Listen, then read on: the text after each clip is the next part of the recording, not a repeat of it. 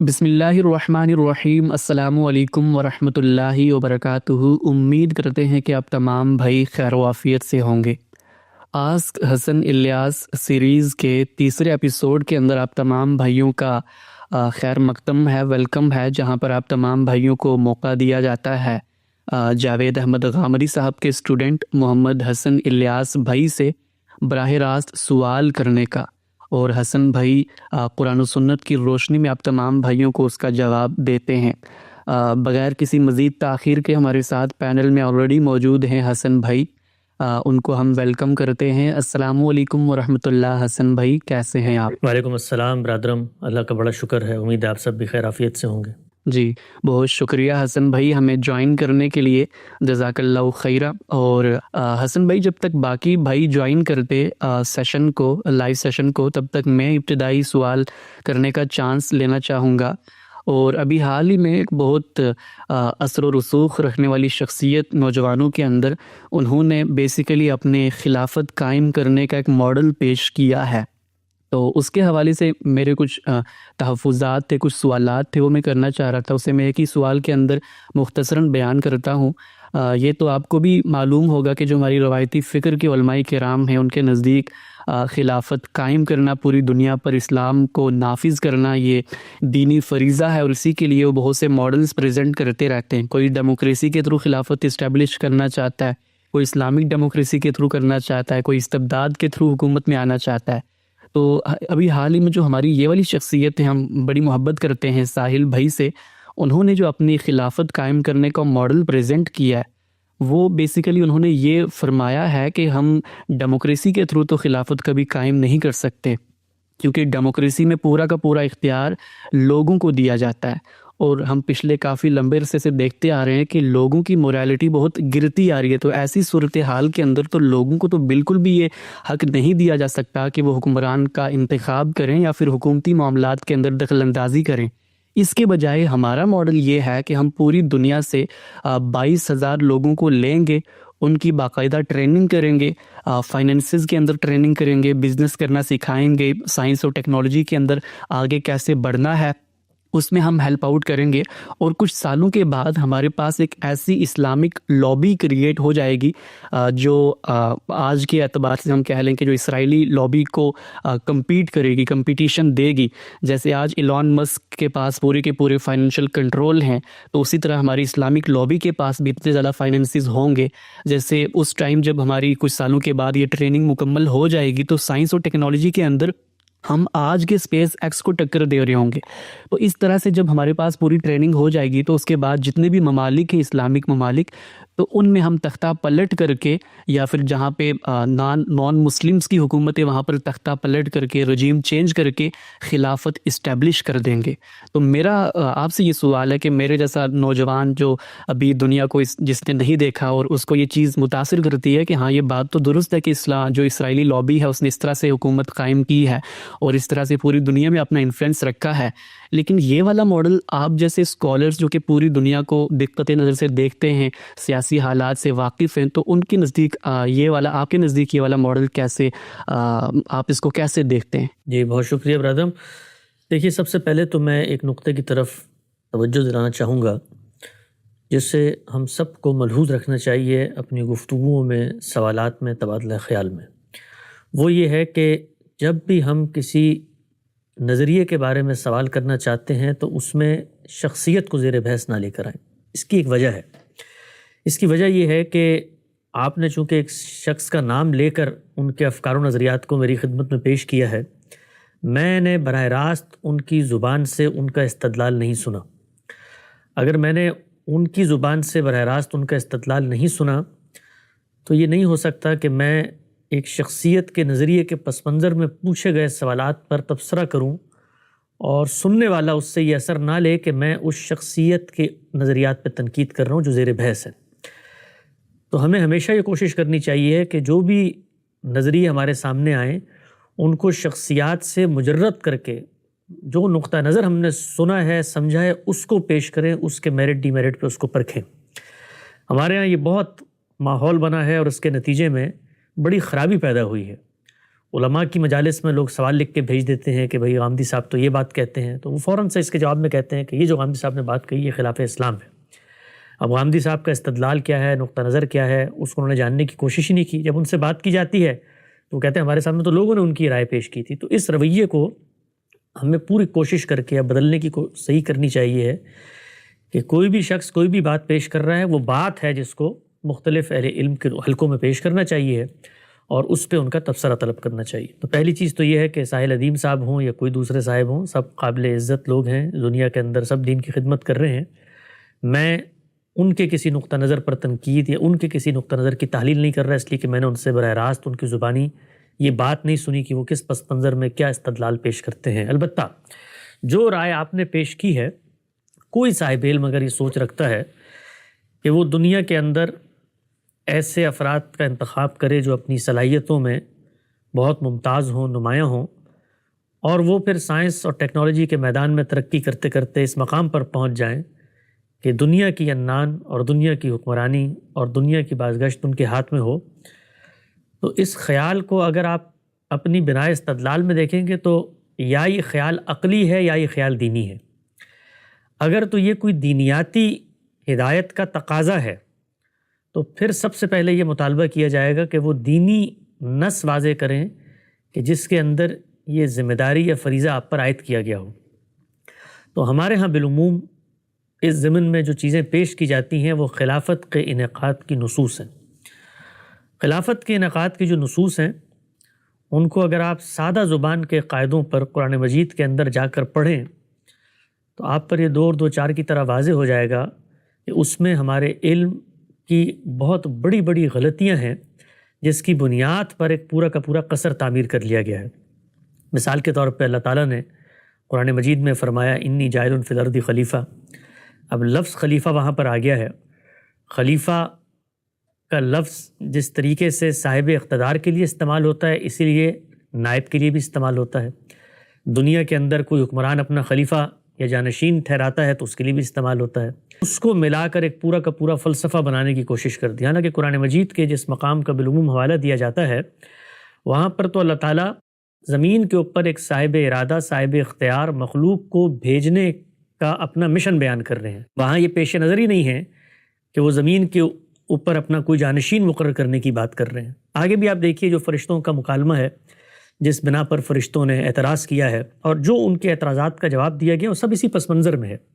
یعنی فرشتوں نے کہا کہ اگر آپ صاحب ارادہ، صاحب اختیار مخلوق کو بھیجیں گے تو وہ زمین پہ کچھ تو خون کے بازار گرم کرے گی، لوگوں کے اوپر حملہ آور ہوں گے، آپ کے پاس طاقت ہوتی ہے تو اس سے سرکشی پیدا ہوتی ہے۔ تو انہوں نے یہ کہا کہ اگر آپ یہ کام کرنے جا رہے ہیں تو اس کے نتیجے میں تو فساد پھیلے گا، لوگ ایک دوسرے کا خون کریں گے۔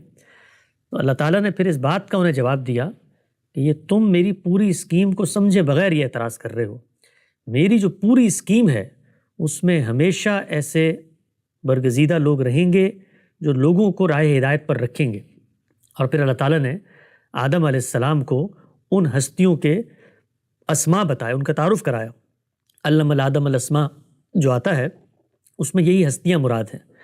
اور پھر سیدنا آدم کو کہا کہ ان کے سامنے آپ ذرا پیش کریں میری پوری اسکیم۔ فرشتوں سے پوچھا تمہیں معلوم تھا؟ انہوں نے کہا نہیں۔ آدم سے پوچھا تو انہوں نے سب بتا دیا۔ تو اس پس منظر میں وہ آیت آئی ہے اور وہاں پر جو چیز پیش نظر ہے وہ یہ ہے کہ صاحب ارادہ مخلوق کو زمین پہ بھیجا جائے گا، اور اللہ کی اسکیم یہ ہے کہ ہمیشہ اس کے کچھ نیک بندے رہیں گے جو ان کو راہ ہدایت پر رکھنے کی تلقین، یاد دہانی، نصیحت کرتے رہیں گے۔ انبیاء، صالحین، صدیقین سب اسی کی قبیل سے ہیں۔ دوسری چیز جس سے استدلال کیا جاتا ہے وہ رسالت پاک صلی اللہ علیہ وسلم کا مشن ہے۔ اللہ کے پیغمبر جو ہیں وہ رسول کی حیثیت سے دنیا میں آئے تھے۔ ہمارے اساتذہ نے بڑی ہی تفصیل سے یہ نقطہ بتانے کی کوشش کی ہے کہ پیغمبروں کا معاملہ عام انسانوں کا نہیں ہوتا، ان کے ساتھ خدا کی مائیت کا ظہور ہوتا ہے۔ وہ جب آتے ہیں تو عدالت بن کے آتے ہیں اور اس کے بعد زمین کے اوپر فیصلہ کیا جاتا ہے اور ان کو انعام کے طور پہ اقتدار سپرد کر دیا جاتا ہے۔ تو یہ جو اقتدار کی سپردگی ہے یہ اللہ کی اسکیم کے تحت ہوتی ہے۔ تو ان دو معاملات کو الگ کر لو، اس سے جو دینی تصور خلافت کا برآمد کیا جاتا ہے وہ ان سے ثابت نہیں ہوتا۔ تو دینیاتی استدلال کا معاملہ تو یہ ہے۔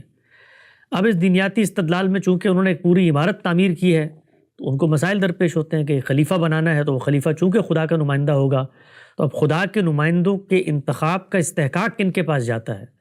تو اس کے نتیجے میں ایک اور فلسفہ پیدا کیا گیا، اور وہ یہ تھا کہ جو ارباب حل وقت ہیں وہ ہونے چاہیے جو دین کا ایک خاص سطح کا شعور رکھتے ہوں۔ اس کے لیے انہوں نے صحابہ کرام کی مثالوں کو استعمال کیا۔ حالانکہ صحابہ کرام نے رسالت پاک صلی اللہ علیہ وسلم کا انتخاب کوئی جمہوری اصولوں پر نہیں کیا تھا، نہ وہ ان کے زیر سایہ کوئی حکومت بنانے کے لیے نکلے تھے، وہ تو ایک الہی مشن پہ نکلے تھے جس کے نتیجے میں انہیں اللہ نے جزا کے طور پر اقتدار دیا۔ خود قرآن مجید نے اس کو جا بجا بیان کیا ہے۔ تو جب اقتدار مل جاتا ہے اس کے بعد دین آپ پر کچھ ذمہ داریاں عائد کرتا ہے۔ یہ معاشرے سے متعلق دین کے احکامات ہیں۔ جس وقت تک معاشرے میں یا نظم اجتماعی میں آپ کو طاقت، قدرت، ملکہ اور اقتدار حاصل نہ ہو تو مذہبی ہدایات آپ سے متعلق نہیں ہوتی۔ اس کو ایک اور مثال سے سمجھیں کہ آدم علیہ السلام سے دین تو ایک ہی چلا آ رہا ہے، اسلام ہی ہے، لیکن مسلمان قوم بحیثیت قوم پہلی دفعہ کب نمودار ہوئی ہے؟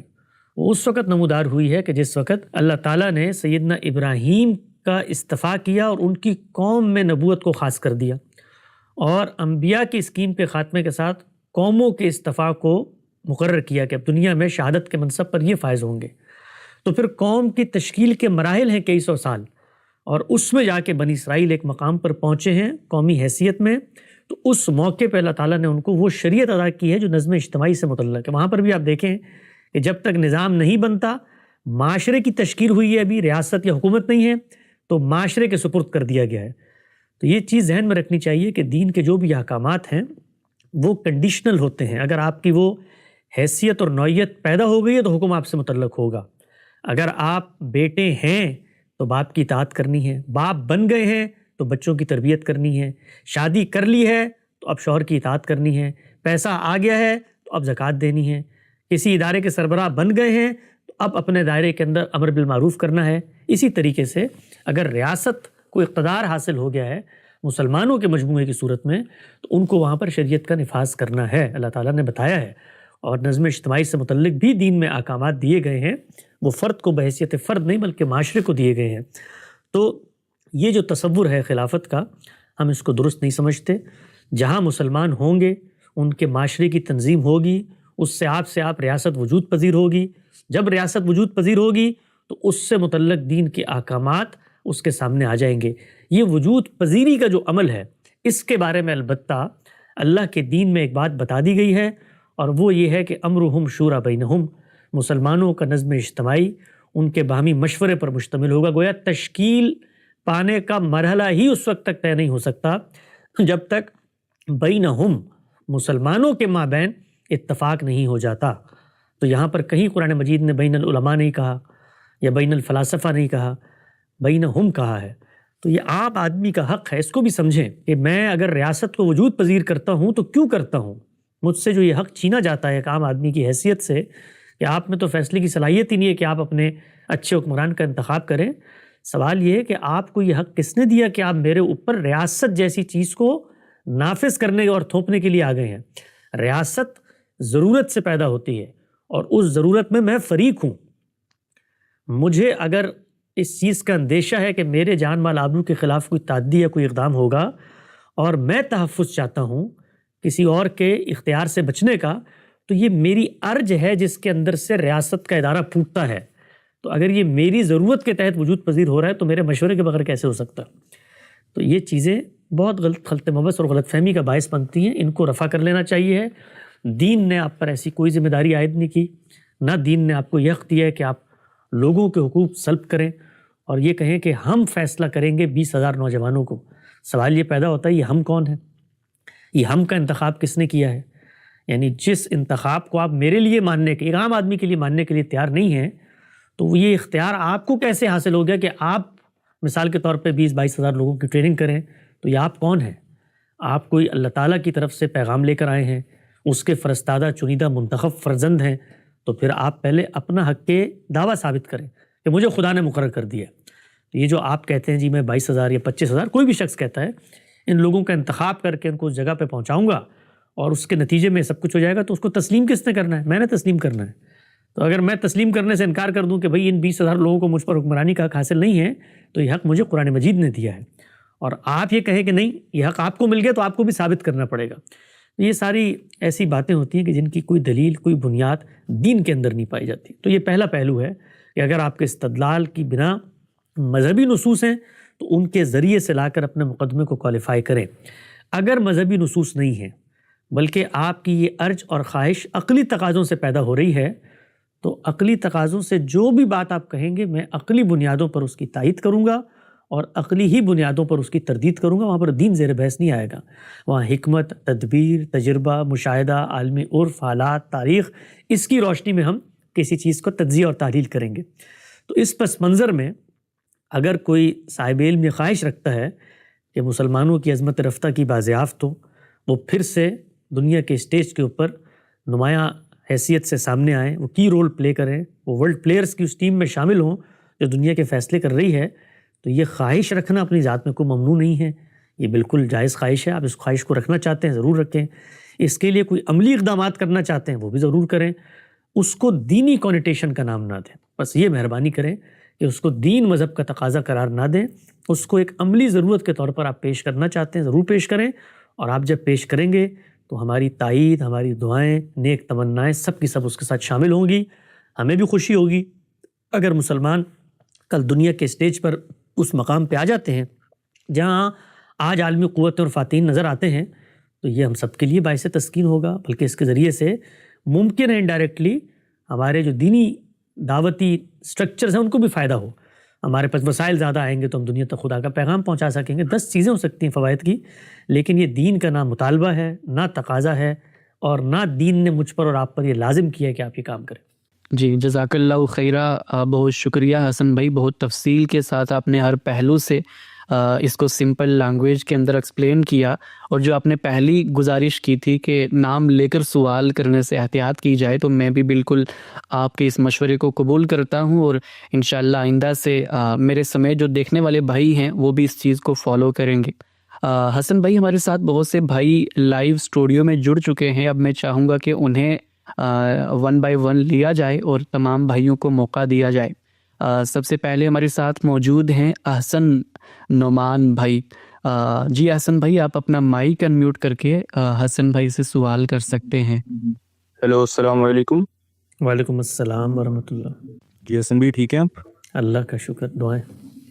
سر میرا آپ سے سوال یہ ہے کہ اکثر ملحدین حضرات ایک سوال کرتے ہیں اور اس کے جواب میں بڑا کنفیوز ہو رہا تھا. تو سوال یہ ہے کہ اگر اللہ تعالیٰ رحمان ہے، عادل ہے، اور ہم سب کو اس چیز کا علم ہے، تو معصوم بچہ جو ہے اس کے اوپر جو قدرتی آفات آ رہی ہیں، ناانصافی ہو رہی ہے، ظلم ہے، تکلیف ہے، تو یہ سب اس کے لیے آزمائش کس طرح ہے؟ جی دیکھیے، اللہ تعالیٰ کا جو قانون آزمائش ہے اس کے اندر ایک چیز کو ہمیں سمجھنا چاہیے کہ اللہ نے انسان کو جب دنیا میں قوت، ارادہ، اختیار دے کر بھیجا اور اس کی فطرت میں خالق کے ہونے کا تصور اور شعور ودیت کیا، اس کے بعد خالق نے ایک حجاب اور ایک پردہ ہے جو اپنے سامنے رکھ لیا ہے کہ وہ براہ راست دنیا کے اندر مداخلت نہیں کرتا. اگر خالق دنیا کے اندر براہ راست مداخلت شروع کر دے تو اس کے نتیجے میں جو امتحان کا پردہ ہے وہ چاک ہو جائے گا.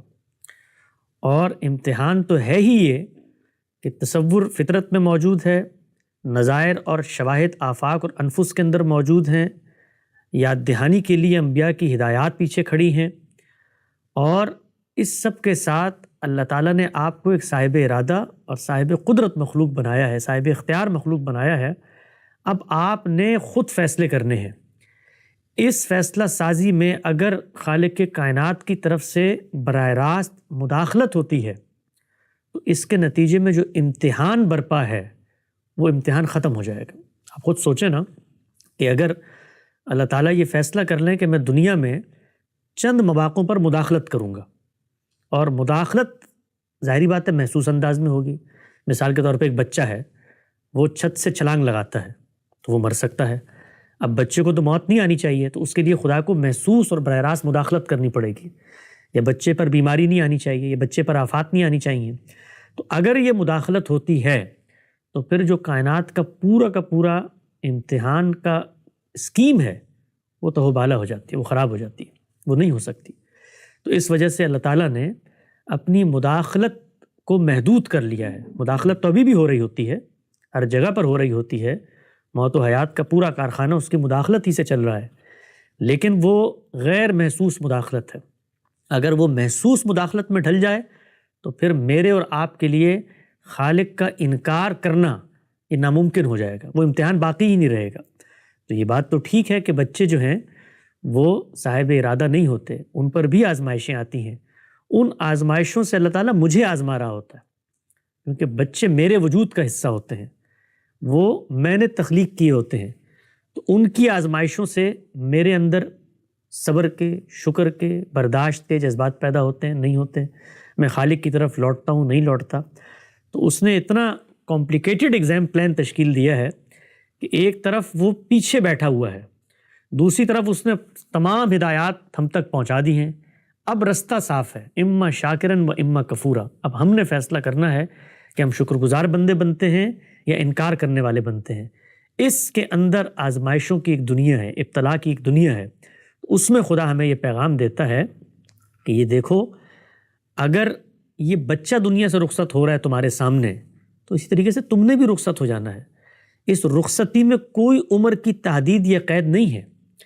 تو اگر آپ یہ سمجھتے ہیں کہ بچے کو صاحب ارادہ بننے کے بعد رخصت ہونا چاہیے، تو ایک قید آپ نے عائد کر دی، گویا خدا آپ پابند ہو گیا ہے کہ اس امتحان میں وہ 16 سال سے پہلے تو کسی کو نہیں مارے گا۔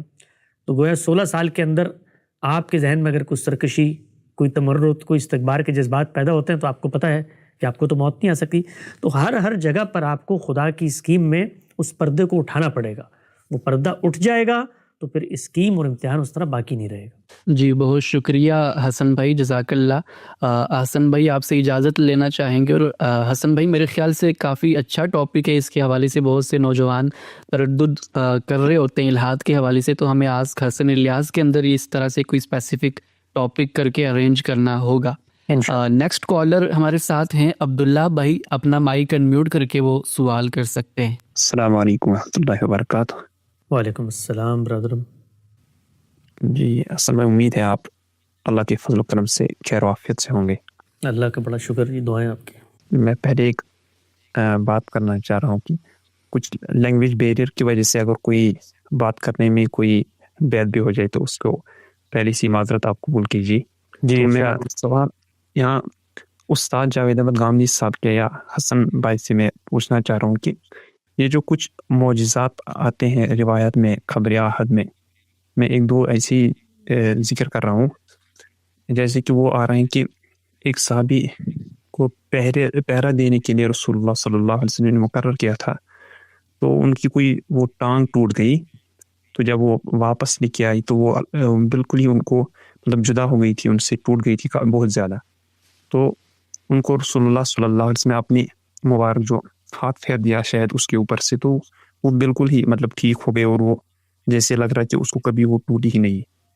یا دوسرا وہ معجزہ ایک اور روایت میں آتا ہے کہ وہ ایک دن رسول اللہ صلی اللہ علیہ وسلم قضاء حاجت کی ضرورت محسوس ہوئی، تو انہوں نے وہ کچھ جابر بن عبداللہ رضی اللہ عنہ سے فرمایا کہ وہ جو دو پیڑ آپ دیکھ رہے ہیں ان کو مطلب یہ میرا جو بیان ہے کہ رسول اللہ صلی اللہ علیہ وسلم کو قضاء حاجت کرنا ہے، تو سایہ مطلب ان کے لیے بنی، وہ دو پیڑ چل کے آئے اور وہ جڑ گئے آپس میں۔ تو اس طریقے کے جو بھی جتنے بھی معجزات آتے ہیں روایات میں، تو ان کے بارے میں استاد کے یہاں کیا رویہ، کیسے ان کو سمجھا جا رہا ہے، اس کی رہنمائی تھوڑی فرمائیے۔ جی جناب، دیکھیے روایات کے اندر جب کوئی واقعہ نقل ہوتا ہے تو اس کو دو پہلوؤں سے سمجھا جاتا ہے۔ پہلا پہلو جو ہے وہ روایت کا اثبات ہے، یعنی جس وقت کوئی چیز تاریخ میں آتی ہے تو تاریخ کو جس طریقے سے پرکھا جاتا ہے، اس کا تجزیہ اور تحلیل کی جاتی ہے، جو لوگ اس کو بتا رہے ہیں ان کی سلسلہ سند کا اتصال دیکھا جاتا ہے، جو مطابقت احوال ہے اس کے مطابق چیزوں کا تجزیہ کیا جاتا ہے۔ تو ایک پہلو تاریخ کی تحقیق اور اثبات کا ہے، اور دوسرا پہلو یہ ہے کہ جس کی نسبت سے تاریخ بیان کی جا رہی ہے، کیا اس کے بارے میں دین اور عقل اس امکان کو مانتے ہیں جو کچھ روایت کے کانٹینٹ میں زیر بحث ہے۔ تو یہ دونوں پہلوؤں سے آپ کو اس طرح کی روایات پہ غور کرنا چاہیے ہے۔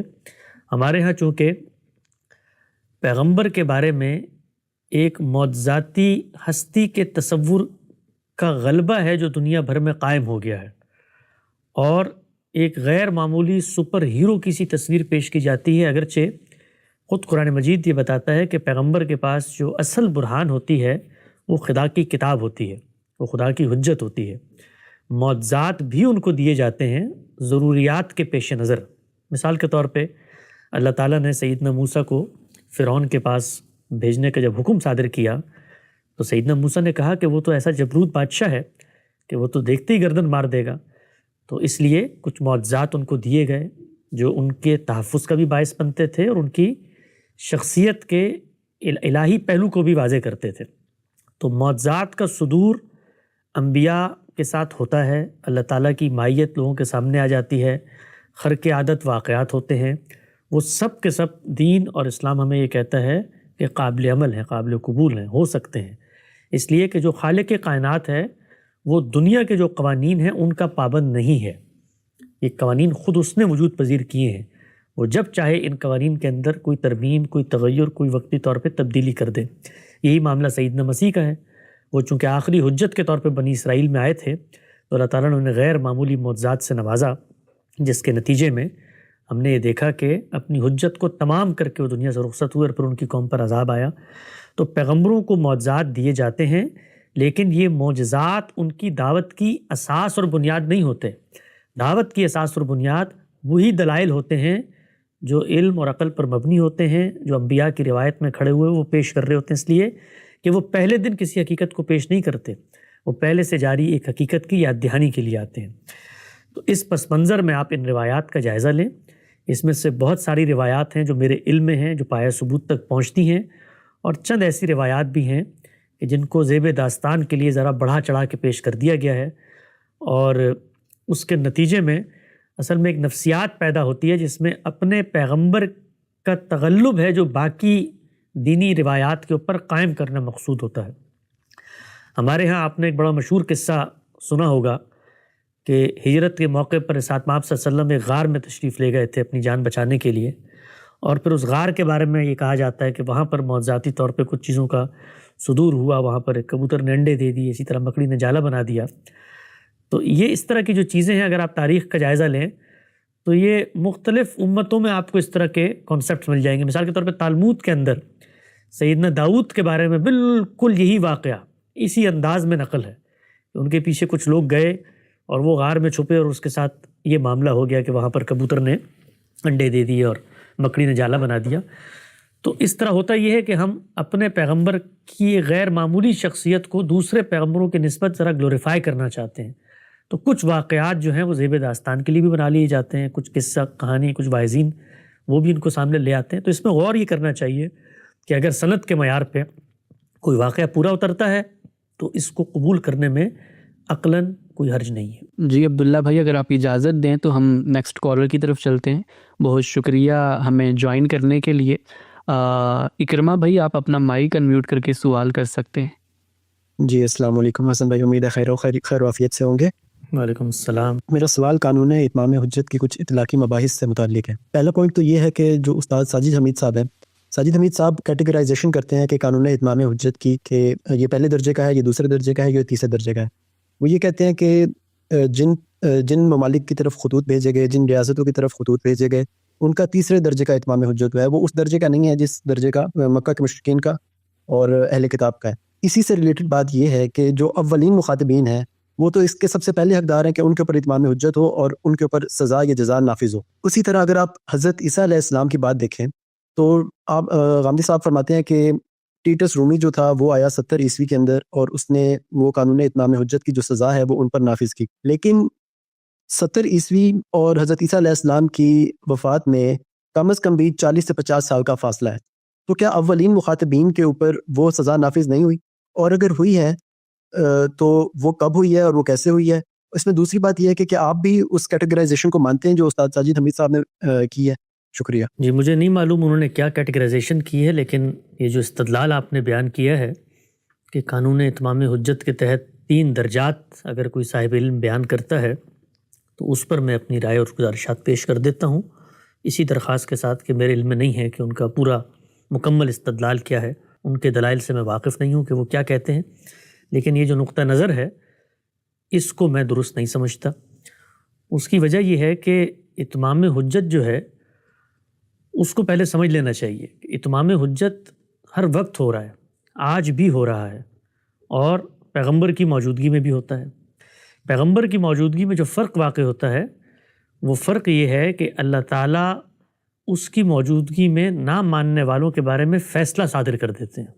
اتمام حجت تو آج بھی ہو رہا ہے۔ ہر وہ شخص جو دنیا میں آتا ہے اس کو اللہ تعالیٰ نے فطرت میں ہدایت دی ہے، آفاق و انفس کی نشانیاں موجود ہیں۔ مجھے نہیں پتا کس شخص کے اوپر کس درجے میں ہو گیا، کس پر نہیں ہو گیا، لیکن ہو رہا ہے، آج بھی ہو رہا ہے۔ وہ فیصلہ نہیں ہوتا اس کے حق میں آج کہ اگر اتمام حجت کے باوجود وہ انکار کرتا ہے تو اس پر دنیا میں سزا کا نفاذ کر دیا جائے۔ پیغمبر کی موجودگی میں نفاذ ہو جاتا ہے، لیکن کیا پیغمبر اپنی صحیح اپنی جدوجہد سے یہ درجات مقرر کرتے ہیں کہ پہلے درجے کا اتمام حجت میں کروں گا، دوسرے درجے کا اتمام حجت صحابہ کریں گے؟ ایسا ہرگز نہیں ہوتا۔ پیغمبر کا وجود اور پیغمبر کے ساتھ خدا کی مائیت کا ظہور اور پیغمبر کا دعویٰ، یہ دعویٰ کرنے کے بعد لوگوں پر یہ لازم آ رہا تھا کہ وہ آئیں اور پیغمبر کے سامنے اپنے عذر پیش کریں۔ پیغمبر نے تو یہ عین ممکن ہے کہ جزیرہ نما عرب کے بھی گھر گھر جا کے منادی نہ کی ہو، اور یہ حقیقت ہے۔ آپ نے تو ہر جگہ پر جا کے خود جزیرہ نما عرب کے اندر گھر گھر کو کھٹکھٹا کر ایک دوسرے سے بات نہیں کی، بلکہ ایک جگہ پر بیٹھ کے ایک دعویٰ کیا ہے۔ اس دعوے کی خبر البتہ سب تک پہنچ چکی ہے۔ وہ خبر پہنچنے کے بعد انہوں نے کیا رویہ اختیار کیا ہے، کیا انہوں نے اس خبر کو پہنچنے کے بعد تحقیق کی، پیغمبر کے پاس آئے، اپنے آزار پیش کیے، ان سے کوئی تبادلہ خیالات کیے؟ یہ ان کی ذمہ داری تھی، یہ پیغمبر کی ذمہ داری نہیں تھی کہ وہ ہر شخص کو پکڑیں اور اس کے کان میں پورا کا پورا قرآن مجید پڑھ کے سنائیں اور کہیں کہ اب تم کوئی اشکال ہے تو میرے سامنے پیش کرو، پھر اس کے نتیجے میں اتمام حجت کر دوں گا۔ ایسا نہیں ہوتا۔ پیغمبر کا وجود ہی اتمام حجت کی علامت ہے۔ جب وہ وجود آ گیا ہے تو اب لوگوں کی ذمہ داری ہے کہ وہ آئیں، اور اگر انہیں پیغمبر کے اس دعوے کے اوپر کوئی تردد ہے تو اس کو پیش کریں۔ تو یہ جو گردو پیش کی ریاستیں ہیں، ان کو رسالت مآب صلی اللہ علیہ وسلم نے خطوط لکھے ہیں، اور خطوط لکھ کے اس واقعے کی خبر پہنچا دی ہے کہ پیغمبر مبعوث ہو چکا ہے، اسلام لے آؤ، اسی میں سلامتی ہے۔ ہو گیا اتمام حجت، پیغمبر کے وجود سے اتمام حجت ہو گیا۔ وہاں اس کے کھڑے ہو کر خدا کا علم بلند کرنے سے اتمام حجت ہو گیا۔ وہ پیغمبر ہے، وہ رسالت کا دعویٰ کر رہا ہے۔ اب ان لوگوں نے اگر سرکشی کا رویہ اختیار کیا ہے تو وہ خدا کے اسی قانون کے تحت عذاب کی زد میں آ چکے ہیں۔ چنانچہ آپ یہ دیکھیے کہ اللہ تعالیٰ کے پیغمبر کے جو صحابہ تھے، انہوں نے جب ان سلطنتوں کی طرف طاقت کی ہے اور ان پر وہ حملے کے لیے گئے ہیں، تو ہم نے قانون اتمام حجت اور خدا کے عذاب سے متعلق ان تمام آثار و روایات کے اوپر کام کیا ہے، جو محمدی صاحب کی کتاب علم النبی میں انشاءاللہ بہت جلد شائع بھی ہونے جا رہا ہے، جس میں ہم نے یہ بتایا ہے کہ خود صحابہ اکرام نے جا کر جب ان قوموں کے ساتھ میدان جنگ میں مکالمہ کیا ہے تو ان کو یہی قانون بیان کیا ہے کہ ہمیں اللہ کے پیغمبر نے بھیجا ہے اور وہ آ گیا ہے اور اس کے بعد فیصلہ ہو جائے گا، لہٰذا ہم لوگ تو بالکل بے آب و گیا وادیوں میں بیٹھے ہوئے تھے، ہم نے اس کے سامنے سر تسلیم خم کیا تو خدا نے دیکھو ہمیں کامیابی کی کس منزلوں تک پہنچا دیا ہے کہ آج ہمیں اتنی آسودگی اور اتنے وسائل حاصل ہیں۔ سو قادسیہ کے میدان کے اندر آپ اگر ان کا مکالمہ دیکھیں جو مغیرہ بن شعبہ نے تقریر کی صورت میں اس دور کے حکمرانوں کے سامنے پیش کیا ہے، تو اس میں اسی قانون کا حوالہ دیا ہے، اور پھر اس کے بعد بتایا ہے کہ جب مارکے ہو گئے تو جس طرح پیغمبر کی موجودگی میں خدا کی نصرت اور تائید آئی تھی، جیسے بدر میں فرشتے اترے تھے، جیسے عذاب میں ہوائیں چلی تھیں، بالکل یہی معاملہ وہ کہتے ہیں کہ ہمارے ساتھ بھی ہوا ہے کہ مچھلیوں کے ڈھیر ہمارے سامنے لگا دیے گئے، اور صحابہ کہتے ہیں کہ کہنے والا یہ کہتا تھا کہ قتل تو زمین پہ ہوا ہے لیکن کیا کسی نے آسمان سے۔ تو اللہ تعالیٰ کے پیغمبر کا ابتدائی مخاطب یا مشن آپ کہیے، ابتدا میں کون تھے؟ وہ تو جزیرہ نما عرب کے لوگ ہیں، اس میں بھی مشرکین مکہ ہیں۔ وہ جب ہجرت کر کے جاتے ہیں تو اس میں ایکسٹینشن ہوتی ہے، اہل کتاب کو دعوت پیش کی جاتی ہے، اس کے بعد اس میں ایکسٹینشن ہوتی ہے تو گرد و پیش کی ریاستوں میں خطوط لکھے جاتے ہیں۔ تو اگر آپ بات یوں پیش کریں کہ اللہ تعالیٰ کے پیغمبر کی جو دعوت کے مراحل ہیں ان کے اندر یہ طبقات ہیں، تو آپ یہ کہہ سکتے ہیں کہ 3 مختلف طبقات کو آپ نے 3 مختلف وقتوں میں دعوت پیش کی ہے۔ لیکن یہ کہنا کہ اتمام حجت کے درجات مختلف ہو گئے، اتمام حجت یا ہوتا ہے یا نہیں ہوتا، لوگوں کے ساتھ جو سزا کا معاملہ کیا جاتا ہے وہ ان کی حالت اور ان کی کیفیت کی رعایت سے کیا جاتا ہے۔ وہ اتمام حجت میں کمی یا بیشی کی وجہ سے نہیں کیا جاتا۔ مثال کے طور پر جو سزا مشرکین مکہ کے لیے مقرر کی گئی ہے اس سزا کا نفاذ اہل کتاب پر نہیں کیا گیا، خود قرآن مجید نے بتا دیا ہے۔ کیوں نہیں کیا گیا؟ اس لیے کہ وہ اپنے دعوے میں خدا کو ماننے والے ہیں، خدا کی کتاب کے ساتھ جڑے ہوئے ہیں، اس لیے نہیں کیا گیا۔ تو یہ فرق اتمام حجت کی انٹینسٹی کی کمی یا زیادتی کی وجہ سے نہیں ہے، یہ لوگوں کے احوال کی رعایت سے سزا میں فرق ہو رہا ہوتا ہے۔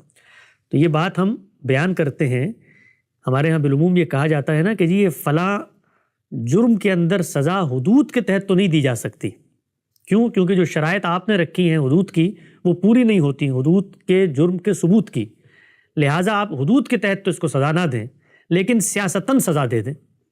تو یہ اس کا کیا مطلب ہے؟ اس پر بھی ہم یہی اعتراض کرتے ہیں کہ بھائی جرم جو ہے وہ یہ نہیں ہوتا کہ جرم 60% ہوا ہے یا 70% ہوا ہے لہٰذا حدود کے تحت تو سزا نہیں مل سکتی، سیاستاً جرم یا ہوتا ہے یا نہیں ہوتا۔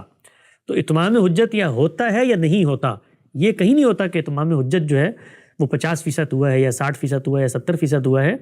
یہ جتنی گرد و پیش کی ریاستیں ہیں یہ ان کی ذمہ داری تھی کہ وہ اللہ کی پیغمبر کی بارگاہ میں پہنچتے، حاضر ہوتے، بالکل اسی طرح جیسے جزیرہ نما عرب کے اندر بیٹھے ہوئے مختلف گھروں کے مکینوں کی ذمہ داری تھی کہ وہ جب خبر پہنچ گئی ہے تو وہاں پر آئیں۔ تو یہ بات تسلیم نہیں کی جا سکتی کہ اتمام حجت کے مختلف درجات ہیں، اور ایک درجہ جو ہے وہ فقہا کا ہے، ایک صحابہ کا ہے، وہ بھی اتمام حجت کرے، اور ایک پیغمبر نے کیا ہے۔ اتمام حجت آج بھی ہو رہا ہے، سات ماپ کے دور میں بھی ہوتا تھا، ان کے دور میں فیصلہ کن ہو جاتا تھا، نتیجے کے اعتبار سے ہمارے بارے میں قیامت میں ہوگا۔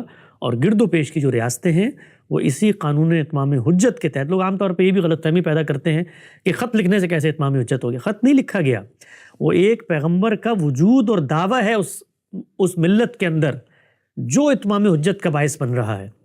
یہ لوگوں کے اندر کمی ہے، کجی ہے، ان کے دلوں میں تیڑ اور زیغ ہے کہ وہ اس پیغمبر کے دعوے کی طرف التفات نہیں کر رہے۔ اتمام حجت اس کے وجود سے ہو گیا ہے، اس کے دعوے سے ہو گیا ہے، خدا کی مائیت کے ظہور کو دکھانے سے ہو گیا ہے۔ اب لوگوں کی ذمہ داری تھی، تو خط لکھ کے اتمام حجت نہیں کیا گیا، خط لکھ کر اس بات کی خبر دی گئی ہے، الٹیمیٹم دیا گیا ہے کہ یہ جو چیز تمہارے علم میں آ چکی ہے کہ یہاں پر ایک خدا کا رسول مبعوث ہو چکا ہے، اس کے ساتھ خدا کھڑا ہوا ہے، وہ اللہ کی کتاب پیش کر رہا ہے، آؤ اور اس سے یہ کتاب حاصل کرو، اور اگر کوئی عذر ہے تو اس کی بارگاہ میں رکھ دو۔ تو ان لوگوں نے اس کا کوئی جواب نہیں دیا، گویا اتمام حجت ہونے کے باوجود انکار کر دیا۔ تو اس انکار کی تنبیہ ہے جو ان خطوط میں بھیجی گئی ہے۔ اب کوئی شخص آگے بڑھ کے یہ کہے کہ نہیں جی ان کو تو خبر ہی نہیں تھی، خبر نہیں تھی تو ان خطوط کے جواب میں حاضر ہوتے پیغمبر کی بارگاہ میں اور کہتے کہ جی جو آپ نے ہمیں خط لکھا ہے ہم تو آپ کے اس دعوے کو درست نہیں سمجھتے یا قابل اعتراض نہیں سمجھتے، یہ ہمارے دلائل آپ پیش کریں۔ نہیں، انہوں نے اپنے تمرد میں، سرکشی میں، استکبار میں اس کو رد کر دیا۔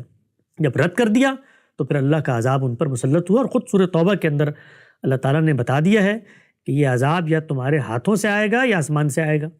اور رسالت مآب صلی اللہ علیہ وسلم نے پیشن گوئی فرمائی ہے، ہم نے وہ تمام روایتیں جمع کی ہیں جن کے اندر اللہ نے بتا دیا ہے کہ یہ میرے صحابہ کے ذریعے سے ان کے اوپر اس عذاب کا نفاذ ہوگا۔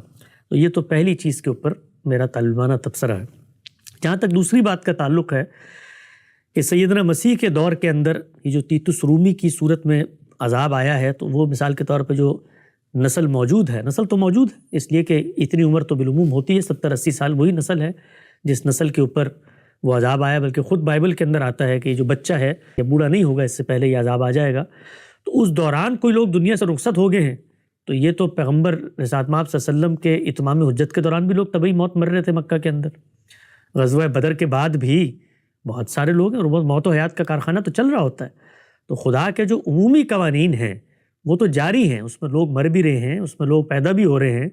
خود رسالت مآب صلی اللہ علیہ وسلم کے عہد کے اندر آپ سوچیں نا، 63 سال آپ نے گزارے ہیں، آخر کو نئے لوگ پیدا بھی ہوئے ہوں گے، آپ کے انتقال سے 2-4 سال پہلے بھی پیدا ہوئے ہوں گے۔ تو یہ کام اپنی جگہ پر ہو رہا ہوتا ہے، سیدنا مسیح کے دور میں بھی ہو رہا تھا۔ ممکن ہے ان کے مخاطبین میں سے کئی لوگ ہوں جو فطری طور پہ دنیا کے قوانین کے تحت انتقال کر گئے ہوں، ان کے ساتھ پھر آخرت میں اللہ تعالیٰ اسی رعایت سے معاملہ کریں گے کہ یہ پیغمبر کے اتمام حجت کے انکار کے بعد یہ آیا ہے، تو اس کا عذر قابل قبول نہیں ہوگا یا قابل مسموع نہیں ہوگا. باقی سیدنا مسیح کے عہد میں جو عذاب آیا وہ اسی نسل کے اوپر آیا جس پر انہوں نے اتمام حجت کیا تھا. جی بہت شکریہ حسن بھائی اور جزاک اللہ اکرمہ بھائی جوائن کرنے کے لیے. نیکسٹ کالر حسن بھائی ہمارے ساتھ موجود ہیں، دانش ابراہیم صاحب. لیکن اس سے پہلے میں ایک چیٹ میں پوچھا گیا سوال لینا چاہوں گا. یہ سوال کیا گیا ہے کہ حسن بھائی الف لام عربی زبان میں کس کے لیے آتا ہے اور کیا اسے سمجھنے سے کلام کے مدعا میں کوئی فرق پڑتا ہے؟ اور آخر میں وہ یہ بھی پوچھتے ہیں کہ اس کی کتنی اقسام ہیں. جی دیکھیے، ہم میں سے ہر شخص جب گفتگو کرتا ہے تو وہ اشیاء اور حوادث کا ایک خاص کانوٹیشن یا تعین ہے جو اپنے ذہن میں رکھتا ہے. مثال کے طور پر آپ سے اگر میں یہ پوچھوں کہ وہ کتاب کہاں ہے جو تم نے کل مجھ سے لی تھی، اور آپ اس کے جواب میں کہتے ہیں کہ یہ کتاب ہے. اب یہ کتاب ہے بظاہر تو ایک عمومی آپ نے بات کی ہے، لیکن گفتگو کے اندر، مکالمے کے اندر سیاق و سباق یہ طے کر دیتے ہیں کہ یہ محض کتاب نہیں ہے جس کی طرف آپ اشارہ کر رہے ہیں، بلکہ یہ وہ کتاب ہے جس کے بارے میں نے آپ سے استفسار کیا ہے. اگرچہ کتاب کا جو لفظ ہے وہ عام لفظ ہے. تو ہر زبان کے اندر جب بھی ہم اشیاء یا حوادث کو پیش کرنا چاہتے ہیں تو اس کے پس منظر میں ایک تعین ہوتی ہے. وہ تعین کبھی کبھار کلام کے اندر مذکور ہوتی ہے، سیاق و سباق سے اخذ کر لی جاتی ہے، کبھی کبھار مذکور نہیں ہوتی. تو جس طرح انگریزی زبان کے اندر آرٹیکلز ہوتے ہیں جو یہی کام کر رہے ہوتے ہیں کہ آپ کے ذہن کے اندر کسی شے کے بارے میں جو تصور ہے اس کی تخصیص یا تحدید کر کے زبان کے اندر اس کو کمیونیکیٹ کر دیتے ہیں. اس طرح دی کا لفظ ہے، جب ہم کہتے ہیں دی بک تو پس منظر کے اندر اگر کوئی زیر بحث کتاب ہے تو اس کی تعین ہو جاتی ہے. یہ ہر زبان کے اندر یہی معاملہ ہوتا ہے. تو عربی زبان کے اندر جو الف لام ہے وہ اس مقصد کے لیے استعمال ہوتا ہے کہ جس چیز کے ساتھ وہ آ رہا ہے اس چیز کے بارے میں اگر میرے پیش نظر کوئی خاص کانوٹیشن ہے، کوئی خاص تعین ہے، کوئی خاص تحدید ہے، تو اس کو وہ اس آرٹیکل کی صورت میں منتقل کر دیتا ہے. اس کو پھر اہل علم کیا کرتے ہیں کہ زبان کے استعمالات کی روشنی میں تعین کر کے لکھنا چاہتے ہیں تاکہ وہ لوگ جو غیر الناطقین بہا ہیں، یعنی جو اس زبان کو براہ راست نہیں جانتے، ان کو جب زبان سکھائی جائے تو ان کے علم میں یہ چیزیں آ جائیں. ورنہ فطری طور پہ اگر آپ دیکھیں تو ہم اور آپ اردو بولتے ہیں، ہمیں کبھی یہ کہنے کی ضرورت نہیں ہوتی کہ اب میں ایک مخصوص کتاب کی طرف اشارہ کر رہا ہوں، اس لیے کہ گفتگو، حالات، واقعات سب چیزیں ان کو طے کر دیتی ہیں.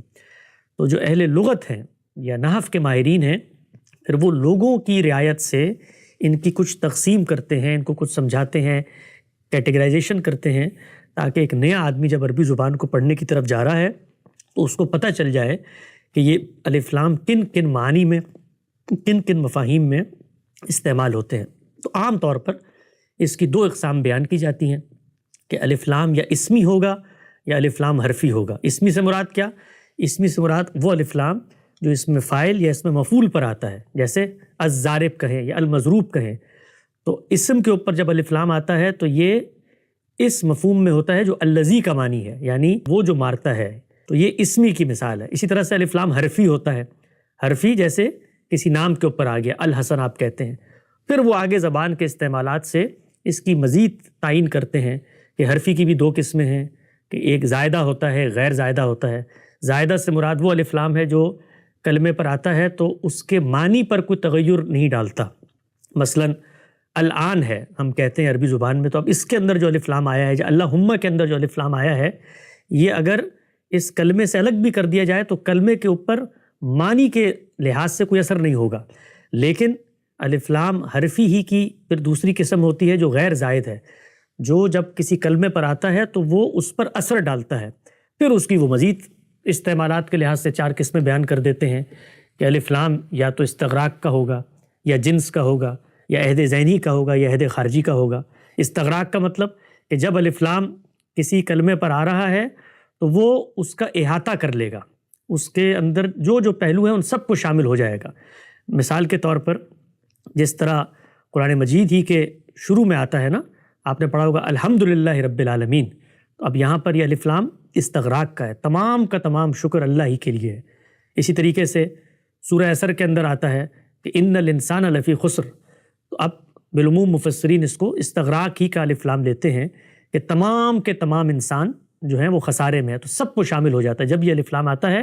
اگرچہ یہ جو سورہ عصر کے اندر ان الانسان لفی خسر آیا ہے، اس کو مکتبہ فراہی جو ہے وہ استغراق کا الف لام نہیں سمجھتی، اور وہ اس کو ایک دوسری کونوٹیشن میں لیتی ہے۔ وہ کہتی ہے کہ یہ عہد کا الف لام ہے۔ اس کے آگے تقسیم جو ہے وہ میں بیان کر دیتا ہوں کہ عہد کا الف لام کیا ہوتا ہے۔ تو استغراق کا الف لام بیان کرتے ہیں، جب الف لام آ جاتا ہے تو وہ اس چیز کا احاطہ کرتا ہے کہ وہ تمام کے تمام پہلوؤں کو شامل ہو رہا ہے۔ اسی طریقے سے جنس کا الف لام ہوتا ہے، الف لام جنسی اس کو کہتے ہیں، ماہیت جنس کو۔ وہ جب کسی کلمے پر آتا ہے تو وہاں پر وہ متعین بندہ مراد نہیں ہے، بلکہ ان کی اس کی جنس مراد ہے۔ جیسے اگر کہا جائے کہ الرجل خیر من المرأہ، تو اب یہاں پہ الرجل کہا ہے تو یہ ایک بندہ زیر بحث نہیں ہے، بلکہ وہ جنس زیر بحث ہے، گویا مرد جو ہیں وہ عورتوں سے قوی ہیں یا بہتر ہیں، تو اس کو ماہیت جنس کا الف لام کہا جاتا ہے۔ اسی طریقے سے عہد ذہنی کا الف لام ہوتا ہے، یعنی آپ کسی ایسی چیز کے اوپر الف لام کو داخل کر رہے ہیں جو معین نہیں ہے، متعین نہیں ہے، لیکن اس کا ایک وجود خارج میں پایا جاتا ہے۔ جیسے کہ مثال کے طور پہ سورہ یوسف میں سیدنا یعقوب نے کہا ہے کہ اخاف ان یأکلہ الذئب، کہ مجھے خطرہ ہے کہ اس کو کوئی بھیڑیا کھا جائے گا۔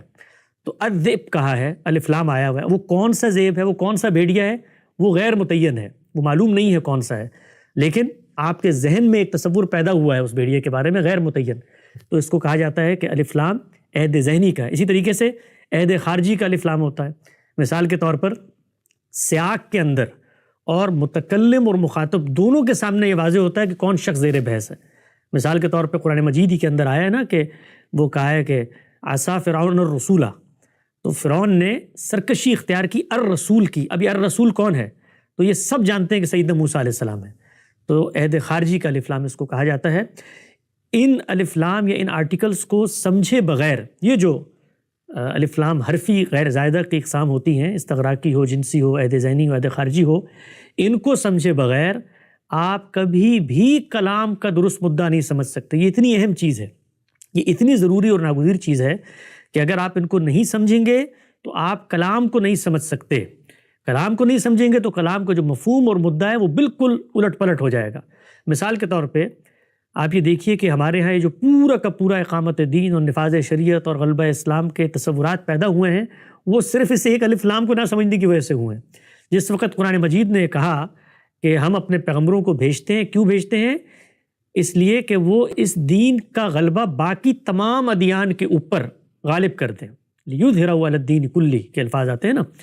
تو اب تصور کیا ہے کہ اسلام آیا ہے تو پوری دنیا کے مذاہب کو یہ مغلوب کر دے گا۔ حالانکہ اگر آپ وہاں پر پڑھیں تو الدین پہ جو الف لام ہے وہ اصل میں استغراق کا الف لام نہیں ہے کہ تمام کے تمام ادیان، بلکہ وہ جو عرب کے اندر ادیان موجود ہیں ان کے بارے میں کہا جا رہا ہے۔ اس کے دلائل کیا ہے وہ اس کو آپ پڑھ سکتے ہیں کہ سیاق میں ذکر ہوا ہے۔ اسی طریقے سے پورا قرآن مجید پیغمبر کی اس حیثیت کو بتاتا ہے، جب وہ کسی ملت میں آتے ہیں تو اس ملت کے اندر یہ کام ہو رہا ہوتا ہے، لیکن اسی الف لام کو نہ سمجھنے کی وجہ سے آپ نے وہاں الدین کا لفظ پڑھا اور تمام کے تمام عالم کے ادیان کے اوپر اسلام کے غلبے کی بات شروع کر دی۔ اسی طریقے سے قرآن مجید کے اندر بہت سارے فریقین ہیں جن کے بارے میں کچھ احکامات اور باتیں کی گئی ہیں۔ مثلا یہود کے بارے میں کچھ کہا گیا ہے کہ یہود تو تمہارے دوست ہو ہی نہیں سکتے۔ اب اس سے مراد تمام یہود ہیں، تو وہاں پر الف لام آیا ہے تو الیہود ہے، تو الف لام وہ کون سا ہے؟ وہ عہد کا الف لام ہے۔ وہ بتاتا ہے کہ ایک خاص مخصوص طبقہ ہے مخصوص عہد کے اندر جس کے بارے میں یہ بات ہو رہی ہے، تو ان کو سمجھنا بہت ضروری ہوتا ہے۔ دین فہمی کے اندر یہ بنیاد ہے۔ کیوں بنیاد ہے؟ اس لیے کہ زبان نہیں سمجھ میں آ سکتی اس کے بغیر، اور جب زبان سمجھ میں نہیں آتی تو پھر مدعا اور مفہوم بھی بالکل الٹ پلٹ ہو جاتا ہے۔ میں نے یہاں پر ابھی ایک بات کی تھی کہ استغراق کی مثال دیتے ہوئے الف لام کی کہ ان الانسان لفی خسر، اس کو تمام مفسرین کہتے ہیں کہ یہ استغراق کا الف لام ہے کہ تمام کے تمام انسان خسارے میں ہے۔ لیکن مکتبہ فراہی اس میں اختلاف کرتا ہے اور وہ یہ کہتا ہے کہ یہاں پر الف لام استغراق کا نہیں بلکہ عہد کا ہے، یعنی یہ تمام کے تمام انسانوں کی بات نہیں ہو رہی بلکہ ایک مخصوص اس انسانوں کے گروہ کی بات ہو رہی ہے جو انبیاء کی ہدایت سے سرفراز ہوا۔ تو اب جب آپ اس کو اس پس منظر میں پڑھتے ہیں تو آیت کا جو ترجمہ ہے یا آیت کا جو مفہوم اور مدعا ہے وہ بالکل تبدیل ہو جاتا ہے۔ گویا اللہ تعالیٰ جو ہے وہ تمام کے تمام زمانے کی قسم نہیں کھا رہے بلکہ اس عہد کی قسم کھا رہے ہیں جس کے اندر انبیاء کو انہوں نے مبعوث کیا ہے قوموں کی طرف، اور ان قوموں میں سے بعض لوگ ایسے ہیں کہ جنہوں نے شکر کا رویہ اختیار کیا ہے، تواصب بالحق تواصب بالصبر کیا ہے، اور بعض لوگ ایسے ہیں جنہوں نے انکار کا رویہ اختیار کیا، ان کے بارے میں بات ہو رہی ہے۔ تو ہر جگہ پر الف لام کو جاننا، اس کو تحلیل کرنا، اس کی تعیین کرنا، یہ ناگزیر ہے۔ اگر یہ آپ نہیں کریں گے تو آپ کلام کا درست مدعا لوگوں تک پہنچا ہی نہیں سکتے۔ جی بہت شکریہ حسن بھائی، تفصیل کے ساتھ آپ نے اس کا جواب دیا۔ اب چلتے ہیں ہم دانش ابراہیم بھائی کی طرف۔ دانش بھائی آپ اپنا مائک انمیوٹ کر کے سوال کر سکتے ہیں۔ السلام علیکم حسن صاحب۔ وعلیکم السلام۔ حسن صاحب، یہ آپ نے پچھلی نشست میں تو بالکل تسلی بخش اس کا جواب دیا، کافی مفصل انداز میں، اس لیے اس کے متعلق صرف ایک ضمنی سوال ہوگا میرا، اس کے بعد میں اپنے اصل سوال پر آؤں گا۔ بس مختصراً اگر آپ چاہیں تو اس پر روشنی ڈال دیں۔ آپ نے فرمایا تھا پچھلی نشست میں کہ قتل عمار کے بعد یہ سب سے بڑا ایک واقعہ پیش آیا، اتنا بڑا واقعہ پیش آیا اس جنگ میں، اور سیدنا علی نے اس کو اپنے حق پر ہونے کی دلیل کے طور پر نہیں پیش کیا، استدلال کے طور پر نہیں پیش کیا، اس پر اصرار نہیں کیا۔ اب معترضین جو کہہ رہے ہیں، ناقدین جو اعتراض کر رہے ہیں، وہ یہ کہہ رہے ہیں کہ سیدنا علی اسے کیوں کہتے ہیں؟ اگر اس کا موازنہ آپ سقیفہ بنی ساعدہ سے کہیں، وہاں بھی رسول اللہ کا ارشاد سامنے انصار کے آ گیا تھا، انصار نے اسے قبول کر لیا، اس لیے وہ فیصلہ کن ہو گیا، وہاں کوئی تعویل نہیں۔ لیکن یہاں جب قتل عمار کا واقعہ امیر معاویہ کے سامنے آیا، انہوں نے تو تعویل کی ہے اس کی۔ اب جب کوئی تعویل پر مصر ہو گیا ہے اور وہ بات نہیں مان رہا ہے، تو سیدنا علی کا اس پر اصرار کرنا بنتا نہیں ہے، تو لا محالہ سیدنا علی کو تحکیم کی طرف بڑھنا ہی پڑا۔ تو یہ جو بات، یہ جو ریزننگ دی جا رہی ہے، وہ بڑی معقول لگ رہی ہے، اس پر ذرا آپ روشنی ڈالیں۔ سیدنا علی کی طرف سے پہلے تو اس روایت کو اپنے حق و باطل کے معیار کے طور پہ پیش کرنے کو ثابت کیا جائے گا، اس کے بعد سیدنا امیر معاویہ کی تعویل کے بارے میں بیان کیا جائے گا، پھر اس کے بعد تعویل دنیا میں ہر چیز کی ہوتی ہے، سیدنا علی کا وہ موقف بیان کیا جائے گا جہاں پر وہ اس تعویل سے اختلاف کر رہے ہوں۔ مطلب یہ کوئی معمولی چیز نہیں ہے، جس کی طرف ہمارے استاد مکرم جناب جاوید احمد غامدی صاحب نے بھی ایک اپنی تفصیلی گفتگو میں اشارہ کیا ہے کہ اگر کسی شخص کے علم میں کوئی اس طرح کی بات ہے اپنے بارے میں، تو اس بات کو تو اتنے بڑے بڑے مارکوں سے پہلے پیش ہونا ہے۔ آپ ذرا امیجن کریں نا کہ جو پہلی جنگ ہے اس کے اندر کتنے لوگ شہید ہوئے ہیں، کہا جاتا ہے 10 سے 15 ہزار کے درمیان، اور جو دوسری جنگ ہے اس میں کتنے لوگ شہید ہوئے ہیں، کہا جاتا ہے کہ 40 سے 50 ہزار کے درمیان۔ یعنی اتنا بڑا کچھ تو خون کا بازار گرم ہونے جا رہا ہے، لوگ آمادہ جنگ ہو چکے ہیں، مسلمان کے سامنے تلوار لے کر کھڑا ہوا ہے، اور ہیں کون؟ سب کے سب صحابہ کرام، ساتھ آپ صلی اللہ علیہ وسلم کے قدسیوں کی وہ جماعت جنہوں نے دین اسلام کو آگے پہنچایا ہے۔ تو سیدنا ابو بکر نے تو احساس ذمہ داری کو محسوس کرتے ہوئے، آپ یہ دیکھیے کہ یہ وہ سیدنا ابو بکر ہیں کہ جنہوں نے روایتوں کا وہ ذخیرہ جو ان کے پاس ہے، اس احساس ذمہ داری سے کہ ان کی نسبت سے پیغمبر کی جانب کوئی غلط بات منسوب نہ ہو جائے، جلانے تک کی تجویز دے ڈالی ہے۔ لیکن جہاں ضرورت پیش آئی ہے وہاں پر بغیر کسی شائبہ تردد کے رسالت مآب صلی اللہ علیہ وسلم کی وہ حدیث پیش کی ہے کہ اللہ کے پیغمبر نے کہا تھا کہ الائمۃ من قریش، کہ میرے بعد جو زعماء ہیں وہ تو قریش سے ہوں گے۔ انہوں نے تو وہ پیش کیا ہے، وہ پیش کرنے کے بعد ان کو یہ بتانے کی ضرورت نہیں ہے کہ رسول اللہ مجھے مسلح پر کھڑا کر کے گئے تھے اور اس کے بعد جو ہے تم لوگ میرا اس بنیاد پہ انتخاب کر لو، جیسے کہ بعض حضرات یہ کہتے ہیں کہ کیا سیدنا ابوبکر نے اس موقع پہ اپنے فضائل پیش کیے تھے؟ فضائل پیش کرنے کی تو بات ہی نہیں ہو رہی، بات تو انتخاب کا معیار بنانے کی ہو رہی ہے۔ تو وہ تو انہوں نے پیش کر دیا کہ جو بھی ہوگا قریش سے ہوگا۔ اب قریش میں لیڈر ہے کون دوسرا سیدنا ابوبکر کے علاوہ؟ جو لیڈر تھے قریش کے اپنے، وہ اختلاف ہو سکتا ہے لیکن دین کے اندر تو طے ہے کہ امرهم شورا بینہم۔ اس موقع پر بھی جو سقیفہ بنی ساعدہ کے اندر بعض لوگ یہ قصے سناتے ہیں کہ کچھ لوگوں نے تو بیعت نہیں کی، تو نہیں کی، اس میں کیا فرق پڑتا ہے؟ دین کے اندر تو یہ طے ہے کہ امرهم شورا بینہم کے اصول کے تحت معاملہ ہوگا۔ تو اگر اکثریت نے سیدنا ابوبکر کے حق میں فیصلہ کر لیا ہے تو ان کا انتخاب ہو گیا، تو ان کو یہ بات پیش کرنے کی ضرورت کیوں ہے وہاں پر؟ ان کے بارے میں تو رسول اللہ نے یہ نہیں فرمایا کہ میرے بعد خلیفہ تم نے ابوبکر کو بنانا ہے، نہیں، رسول اللہ نے جو بات فرمائی ہے وہ یہ کہ الائمۃ من قریش، کہ ان مسلمانوں میں سے مسلمان ان کو اہمیت دیتے ہیں، کافروں میں سے کافر ان کو اہمیت دیتے ہیں۔ تو یہ بات انہوں نے فرما دی، تو یہ تو فیصلہ کر دیا رسول اللہ نے، تو اسی فیصلے کو آپ نے پیش کرنا ہے کہ یہ فیصلہ ہم لوگوں کے گروہ کے حق میں ہو گیا ہے۔ چلیں آپ یہ کہنا چاہتے ہیں کہ کوئی بڑا آدمی اپنا نام نہیں لینا چاہتا، تو یہاں تو کوئی فضیلت کی بحث ہی نہیں ہے، کہنا ہی چاہیے کہ اہل بیت کے حق میں فیصلہ ہو گیا۔ بھائی اہل بیت کا نمائندہ تو میں ہی ہوں نا، اگلی بات نہ کہیں آپ، وہ لوگ خود فیصلہ کر لیں گے۔ لیکن آپ کو یہ تو پیش کرنا ہے کہ اقتدار کا فیصلہ رسالت مآب صلی اللہ علیہ وسلم نے 2 فیصلے کیے تھے. جس طرح الائمۃ من قریش کہا تھا، اس کے بعد انہوں نے کہا تھا کہ جو تیسرے خلیفہ کے بعد الائمۃ من اہل بیت، کہ میرے اہل بیت میں سے ائمہ ہوں گے، یہ بیان کر دیتے وہاں پہ. تو یہ سب کام نہیں ہوا، یہ سب کام انہوں نے نہیں کیا، ان کے گروہ نے نہیں کیا، اس کے بعد ان کے بیٹوں نے نہیں کیا، ان کے بیٹوں کے بیٹوں نے نہیں کیا، یہ کام کسی نے نہیں کیا. سیدنا حسن کے بارے میں جو چیزیں آتی ہیں ان کو آپ پڑھیں، تاریخ کے ربط و یابس ہے، ان کی کیلو کال سندوں پہ لوگ بحث کرنا چاہتے ہیں، آپس میں لڑیں بڑیں بحث کریں، ہماری وہ کوئی بنا استدلال نہیں ہے. لیکن جس وقت انہوں نے اپنے والد صاحب کو یہ کہا ہے، تاریخ کی کتابوں میں تینوں باتیں آ چکی ہیں کہ آپ کو اقتدار نہیں سنبھالنا چاہیے تھا. ان کو کہنا چاہیے تھا بیٹا یہ تم کیا بات کر رہے ہو، یعنی مجھے تو رسالت مآب صلی اللہ علیہ وسلم یہ کہہ کر گئے ہیں کہ بھائی میں حق پر ہوں گا، یہ باغی ہوں گے، میں اقتدار سنبھال رہا ہوں، ان کے ہاتھوں میرے صحابہ کی شہادت ہوگی، تم مجھے کہہ رہے ہو. اس کے بعد جس وقت قصاص عثمان کا مطالبہ کیا گیا، اگرچہ یہ بات ابتدا میں ہوئی نہیں، کہیں پر زیر بحث ہی نہیں آئی کہ ہم آپ کی حکومت کو نہیں مانتے، مطالبہ صرف ایک ہی تھا ایک جانب سے کہ خلیفۃ المسلمین کا قتل ہوا ہے بہیمانہ، اور اصلاً تو یہ حرابے کی سزا تھی، قصاص کا معاملہ بھی نہیں تھا.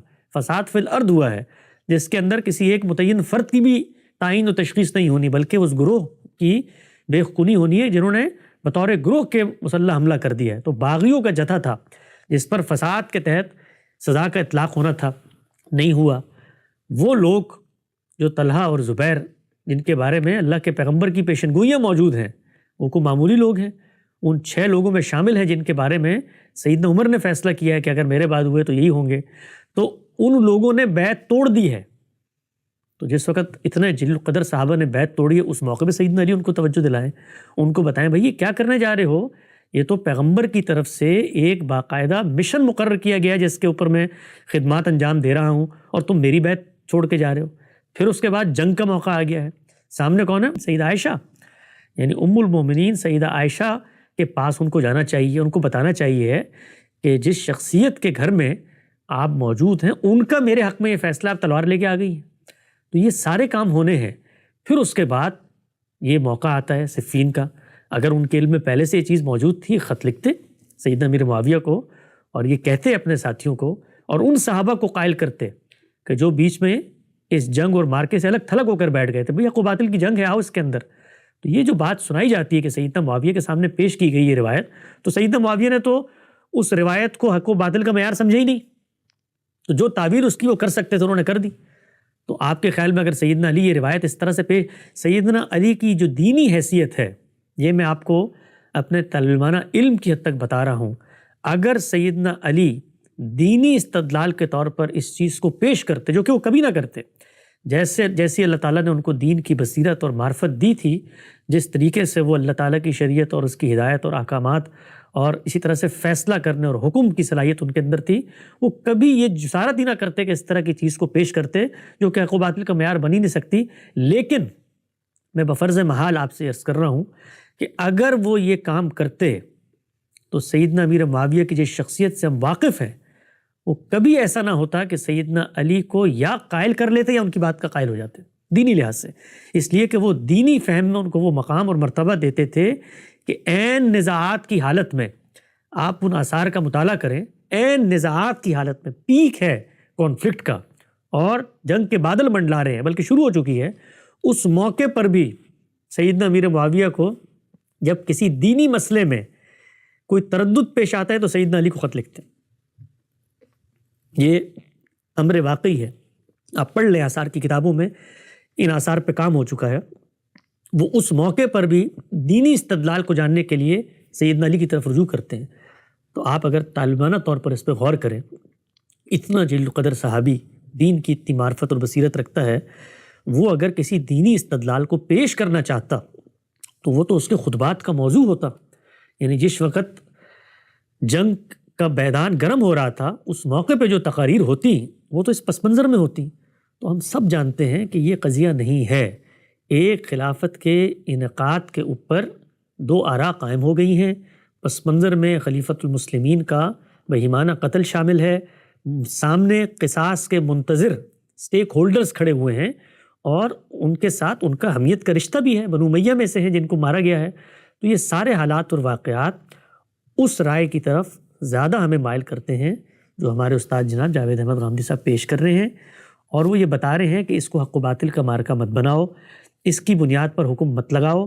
تم حکم لگانے پہ اس لیے مجبور ہوئے ہو کہ تم نے پہلے ایک شخص کی خلافت کو منعقد مان لیا ہے، جبکہ فریق مخالف اس کو منعقد نہیں مان رہا. نزاع کی صورتحال ہے، باغیوں کی مدد سے ایک شخص تخت پر پہنچا ہے اور خود اس کے گھر والے، اس کے ارد گرد کے لوگ، اس کی بیعت کرنے والے تردد کا شکار ہو جاتے ہیں. تو ان معاملات میں دونوں فریقین کو ان کے مواقف کے لحاظ سے مارجن دو، حق و باطل کا فیصلہ نہ کرو. حسن صاحب بس اسی موضوع کے متعلق ایک یہ سوال کر لیتا ہوں. یہ یزید کی ولی عہدی کے اوپر آپ نے سیریز کی گامدی صاحب کے ساتھ، اس میں گامدی صاحب نے ایک سٹیٹمنٹ دی جو کہ بہت اس سے پہلے، اس کے پہلی سیریز میں بھی یہ سٹیٹمنٹ دی گئی تھی جو کافی کنٹروورشل بنی تھی. گامدی صاحب یہ فرماتے ہیں کہ جو صحابہ جو تھے انہوں نے وہ کوئی بھی ایوان نمائندگان وجود پہ نہیں لا پائے. اب یزید کی ولی عہدی کے کانٹیکسٹ میں اگر ہم دیکھیں تو ایسا نہیں ہے کہ وہ نمایاں شخصیات موجود نہیں ہیں اس وقت. حسین ابن علی ہیں، ان کے پیچھے وہ عصبیت بھی ہے، اہل کوفہ ان کے پیچھے ہے، اسی طریقے سے عبداللہ بن الزبیر ہیں، حجاز ہے ان کے ساتھ. تو ایسی نمایاں شخصیات موجود تھی لیکن وہ مشاورت کا عمل نہیں کیا گیا. تو آپ یہ کیسے کہہ سکتے ہیں کہ ایوان نمائندگان نہیں تھا یا وہ لوگ نہیں تھے جن سے مشاورت کی جا سکتی تھی؟ اگر ان سے مشاورت کی جاتی تو عین ممکن ہے کہ یہ موروثی بادشاہ کی بنیاد نہیں ڈلتی جو یزید کے تقرر کے نتیجے میں یہ بنیاد ڈل گئی. تو اس پر ذرا آپ روشنی ڈال دیں. یہ جو سامنے فریقین موجود ہیں جن کا آپ نے ذکر کیا، ان کا اس پورے اقتدار اور کانفلکٹ کے بارے میں موقف کیا ہے؟ یعنی وہ اس جگہ پر کھڑے ہوئے ہیں کہ آئیے آپ ہم سے مشورہ کیجئے. وہ تو اس جگہ پر کھڑے ہوئے ہیں کہ یہ اقتدار جو ہے یہ ہمارے سپرد ہونا چاہیے ہے. ہمارے آبا نے اس کے لیے جنگیں لڑی ہیں اور اس کے بعد عملاً ایک شخص کی حد تک ہم نے اقتدار مان لیا ہے، اس کے بعد ہمیں منتقل ہونا چاہیے. جن فریقین کے ساتھ مشورے کی آپ نے بات کی، ان فریقین نے اس کے بعد کیا کیا ہے؟ وہ اس کے بعد آ گئے ہیں. جو مدد تائید ان کو جہاں سے حاصل تھی، جو عصبیت حاصل تھی، اس کے تحت وہ آ گئے ہیں. ان کے ساتھ یہ جو اقتدار قائم ہوا ہے اس کے خلاف ریوالٹ کرنے. تو فریقین اس طریقے سے موجود نہیں ہیں. وہاں پر فریقین طاقت کے حصول کے لیے بطور فریق بن کے کھڑے ہوئے ہیں. تو یہ جو فریقین جن کا آپ نے ذکر کیا وہ تو اپنے اپنے استحقاق اور اپنے اپنے دعووں کے تثبیت میں کھڑے ہوئے ہیں. پہلی بات تو یہ ہے. دوسری بات جو غامدی صاحب فرما رہے ہیں وہ یہ کہ کوئی سسٹمیٹک میکینزم نہیں ہے جس کے تحت سب کی رائے لے لی جائے. دین اسلام نے تو سب کی رائے لازم کی تھی. کسی ایک فریق کی رائے کے بارے میں نہیں کہا کہ اس کے پیچھے اگر کوئی عصبیت ہے یا کوئی کھڑا ہے اس کی رائے لے لی جائے. سب کی رائے لی جائے گی. یہ ٹھیک ہے کہ قبائلی تمدن کے اندر وہ جو سب کی رائے لینا ہے وہ اسی طریقے سے لیا جائے گا کہ جس طرح زعمائے قبائل ہیں یا کوئی ان کا لیڈر ہے، اس کی رائے، اس کو عصبیت حاصل ہے، اس کی رائے ہی کو الیکٹرول کالج کا فیصلہ کن مرحلہ سمجھ لیا جائے، جیسے کہ ثقیفہ کے اندر ہوا. لیکن آپ کی نظر میں کیا معاملہ وہاں پر یہ ہے؟ یعنی سلطنت جو ہے وہ کتنی وسیع و عریض ہو چکی ہے، لاکھوں ایکڑ اس کے اندر رقبہ شامل ہو چکا ہے، لاکھوں نئے لوگ اس میں مسلمان ہو چکے ہیں، ان کی اپنی اپنی عصبیتیں ہیں، ان کی اپنی اپنی لیڈرشپ ہے. تو یہ نہیں ہو سکتا کہ وہاں پر پہلے سے موجود ایک اسٹیک ہولڈر کی تھوڑی عصبیت ہے تو اس سے مشورہ کر کے کہا جائے کہ جب تک آپ کی تائید تو نہیں ہوگی تو وہ تو یا مشورہ سب سے ہوگا یا پھر کسی سے نہیں ہوگا. تو غامدی صاحب نے وہاں یہ بتانے کی کوشش کی ہے کہ جو شریعت کا حکم ہے وہ اپنی جگہ پر قائم ہے. اس حکم پر اگر عمل درآمد ممکن نہیں ہوتا تو پھر لوٹا جاتا ہے. یہ رخصت کا اصول ہے، اس کو اسی پر پرکھنا چاہیے. نہ ولی عہدی یا بادشاہت کو آئیڈیلزم کے طور پہ تصور کرنا چاہیے. لوگوں کی رائے سے حکمران منتخب ہوگا. رائے دینے کی لوگ پوزیشن میں نہیں ہیں، رائے نہیں لی جا سکتی. اور اس زمانے کے حالات یہ ہیں کہ کوئی الیکٹرول کالج جیسے سسٹمیٹک انداز سے الیکشن نہیں ہو سکتے. تو اس کو رخصت پہ معمول کرنا بالکل ایسے ہی ہے کہ جیسے آپ کے یہاں دستور میں طے ہے کہ 5 سال بعد الیکشن ہوں گے، لیکن قحط آ گیا، وبا آ گئی، ملک پہ حملہ ہو گیا، تو آپ یہ دیکھتے ہیں کہ الیکشن پوسٹ پون کیے جاتے ہیں. اب ہے تو خلاف آئین لیکن گوارا کیا جاتا ہے اس کو. تو گوارا کیا جاتا ہے مجبوری میں. اس مجبوری کا حوالہ انہوں نے دیا. حسن صاحب یہاں یہ صلح حسن پر بھی ایک روشنی ڈال دیں. اس سیریز میں صلح حسن پر زیادہ بات نہیں کی گئی ہے. یہ الاستیاب الاصابہ میں مطلب ہمارے علماء البدایہ والنہایہ فتح الباری میں نقل کرتا ہے، اور اس میں صلح حسن میں یہ بھی چیز آتی ہے کہ امیر معاویہ سے یہ اس طرح کی شرط منوائی گئی تھی کہ آپ اپنے بعد اس طرح کی کوئی نامزدگی نہیں کریں گے بلکہ شورا پر چھوڑ کر جائیں گے. تو اس کی کیا حیثیت ہے؟ یہ کیا ثابت نہیں ہے؟ یہ جو اس طرح کی چیزیں تاریخ کے اندر آتی ہیں میرے بھائی، ان کے اوپر کبھی بھی اپنے استدلال کا مقدمہ قائم نہیں کرنا چاہیے.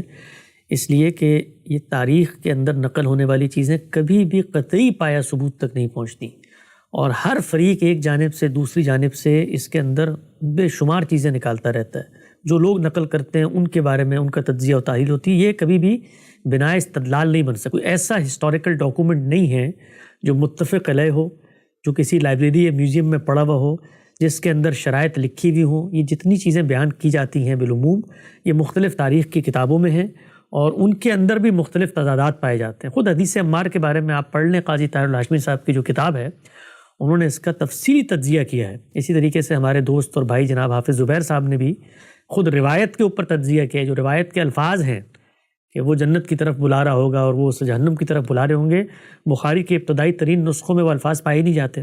تو یہ روایات کبھی بھی بنا استدلال نہیں بنتی، ان کو بس تائید کے طور پر ہی سامنے رکھا جا سکتا ہے. اگر کوئی شخص یہ کہتا ہے کہ سیدنا حسن نے ان سے یہ طے کیا تھا، تو دوسرا فریق یہ کہنے کی پوزیشن میں ہے کہ بھائی ایک شخص نے ایک آئیڈیل سچویشن کو سامنے رکھ کے ایک بات طے کی تھی، جس وقت حالات کے لحاظ سے اس پر عمل درآمد ممکن نہیں رہا، تو اب وہ عند اللہ اس کا جواب دے سکتا ہے اگر اس نے ایفائے عہد نہیں کیا. کیونکہ بات تو یہی سامنے آتی ہے نا کہ سیدنا امیر معاویہ کے سامنے ابتدا میں تو یہ جانشینی پیش نظر نہیں تھی. یہ بھی تاریخ کی کتابوں میں آیا ہے. جب ایک طرف کی تاریخ کو مانتے ہیں تو دوسری طرف کی تاریخ کو بھی مانیں.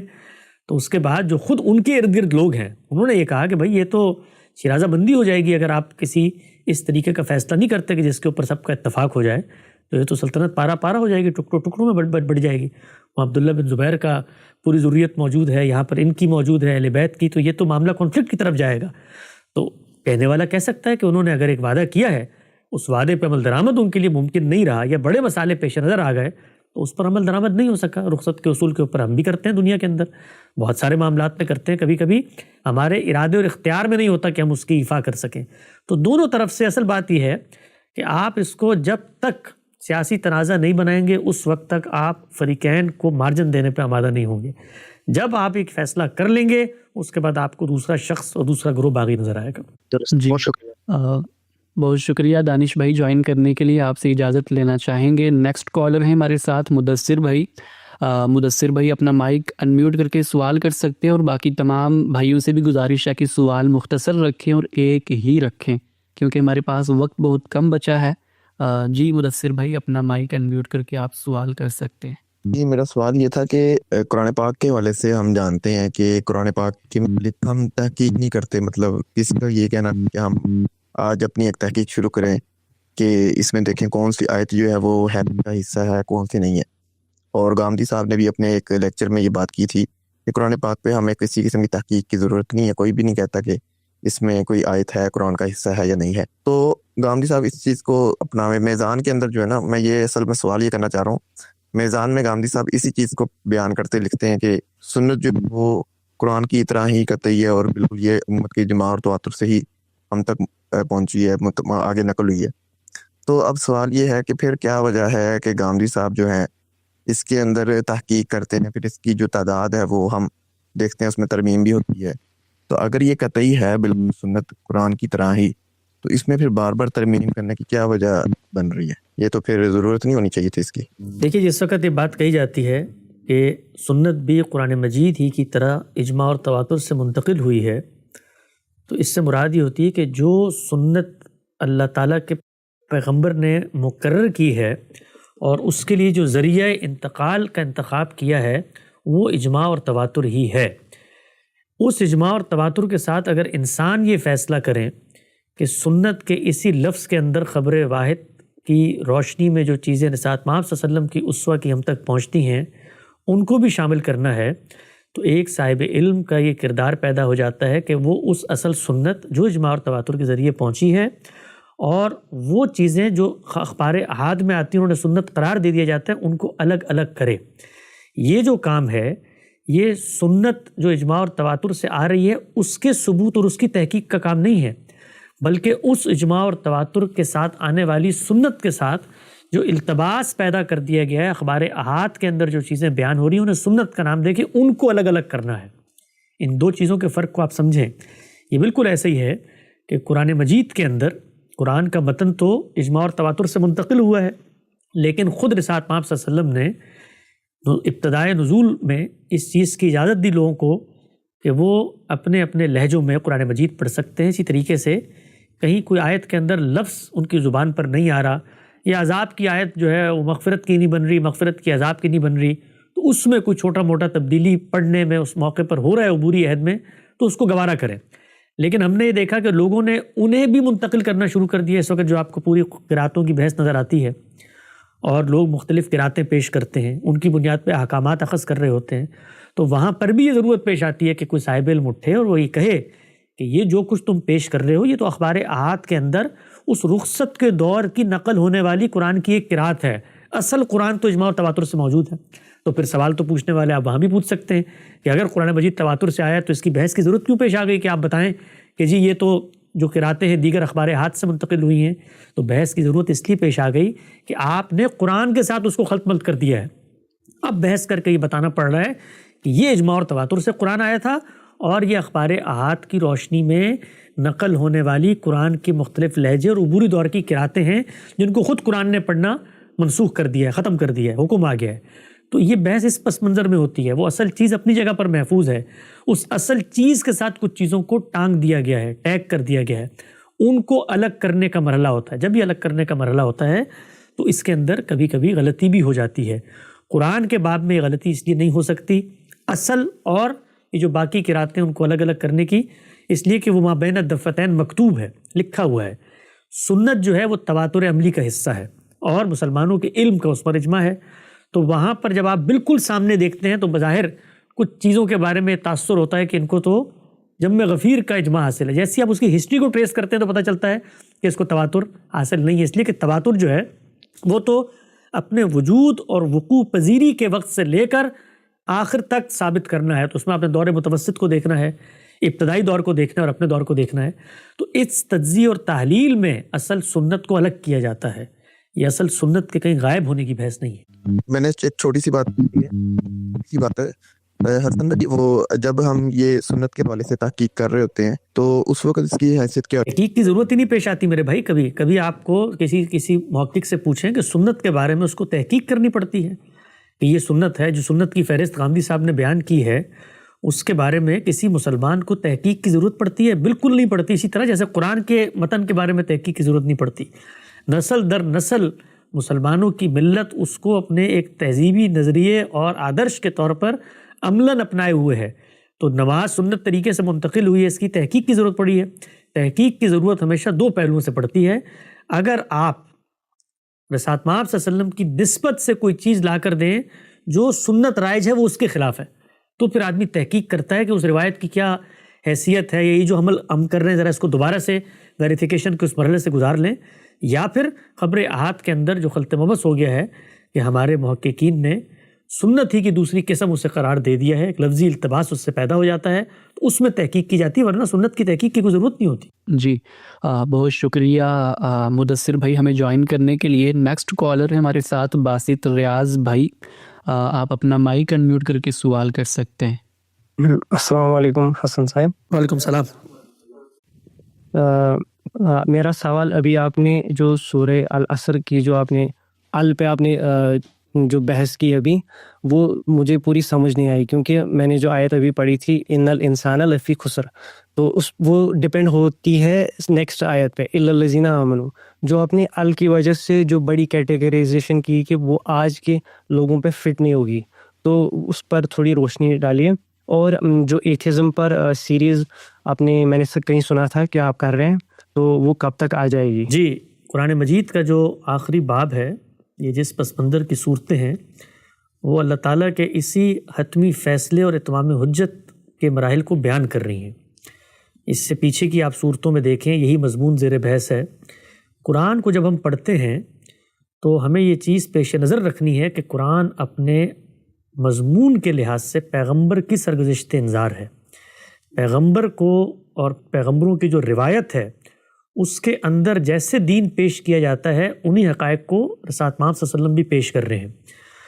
تو اس سے پیچھے آگے آپ دیکھیں جتنی صورتیں ہیں وہاں پر یہی چیز زیر بحث ہے. پیغمبر صلی اللہ علیہ وسلم اپنی قوم سے مخاطب ہیں اور ان کو یہ بتا رہے ہیں کہ دیکھو تم سے پچھلی قوموں کے ساتھ یہ ہوا ہے اور اب میں خدا کی آخری نشانی آخری حجت بن کے تمہارے اندر آ گیا ہوں. سورہ 3 کے اندر دیکھیں نا، قسم کھائی ہے والتین والزیتون وطور سینین وہذا البلد الامین. تو اب آپ اگر اس کو ظاہری الفاظ کے معنی میں لیں تو انجیر کی قسم کھائی ہے. آپ پڑھیے مفسرین کی کتابیں، وہاں پر انجیر کے فوائد وہ بیان کرتے ہیں، ہاضمے کے لیے کیسے ہوتی ہے، طاقت کے لیے کیسے ہوتی ہے. لیکن قرآن مجید جو ہے وہ کوئی ہاضمے کے نسخے بتانے کی کتاب نہیں ہے، وہ اللہ کی ہدایت ہے جو پیغمبر کی زبانی اس نے ایک قوم کی طرف نازل کی ہے، اور اس قوم کو ایک ذمہ داری پر فائز کیا ہے. وہ شہادت علی الناس کی ذمہ داری ہے جس پر انہیں فائز کیا گیا ہے. تو وہاں پر بھی بتایا ہے کہ دونوں قومیں جن کے اندر اللہ تعالیٰ نے پیغمبر مبعوث کیے ہیں ان کی حالت کو دیکھو. یعنی تین اور زیتون سے کیا مراد ہے؟ یہ ان وادیوں کی علامت ہے جہاں پر سیدنا مسیح کو بھیجا گیا. طور سینا جہاں پر سیدنا موسیٰ، اور حاضر بلد الامین، اور اب پیغمبر آ گیا ہے. لقد خلقنا الانسان فی احسن تقویم، کہ انسان کو تو بہت ہی بلندی پر فائز کیا گیا تھا. کن انسانوں کو جس وقت ان پیغمبروں کی تہذیبوں میں جو لوگ ان کے قافلے میں شریک ہوئے اور پھر ان کے اندر انحراف پیدا ہونا شروع ہوا. ثم رددناہ اسفل السافلین. تو یہ پس منظر کی صورتیں ہیں. اسی پس منظر میں سورہ عصر کے اندر بھی آیا ہے، اور اس عصر سے مراد وہ زمانہ ہے. یہی قرآن کا پورا موضوع ہے، قرآن کا پورا پلاٹ ہے کہ قوموں کا استفاع ہوا ہے.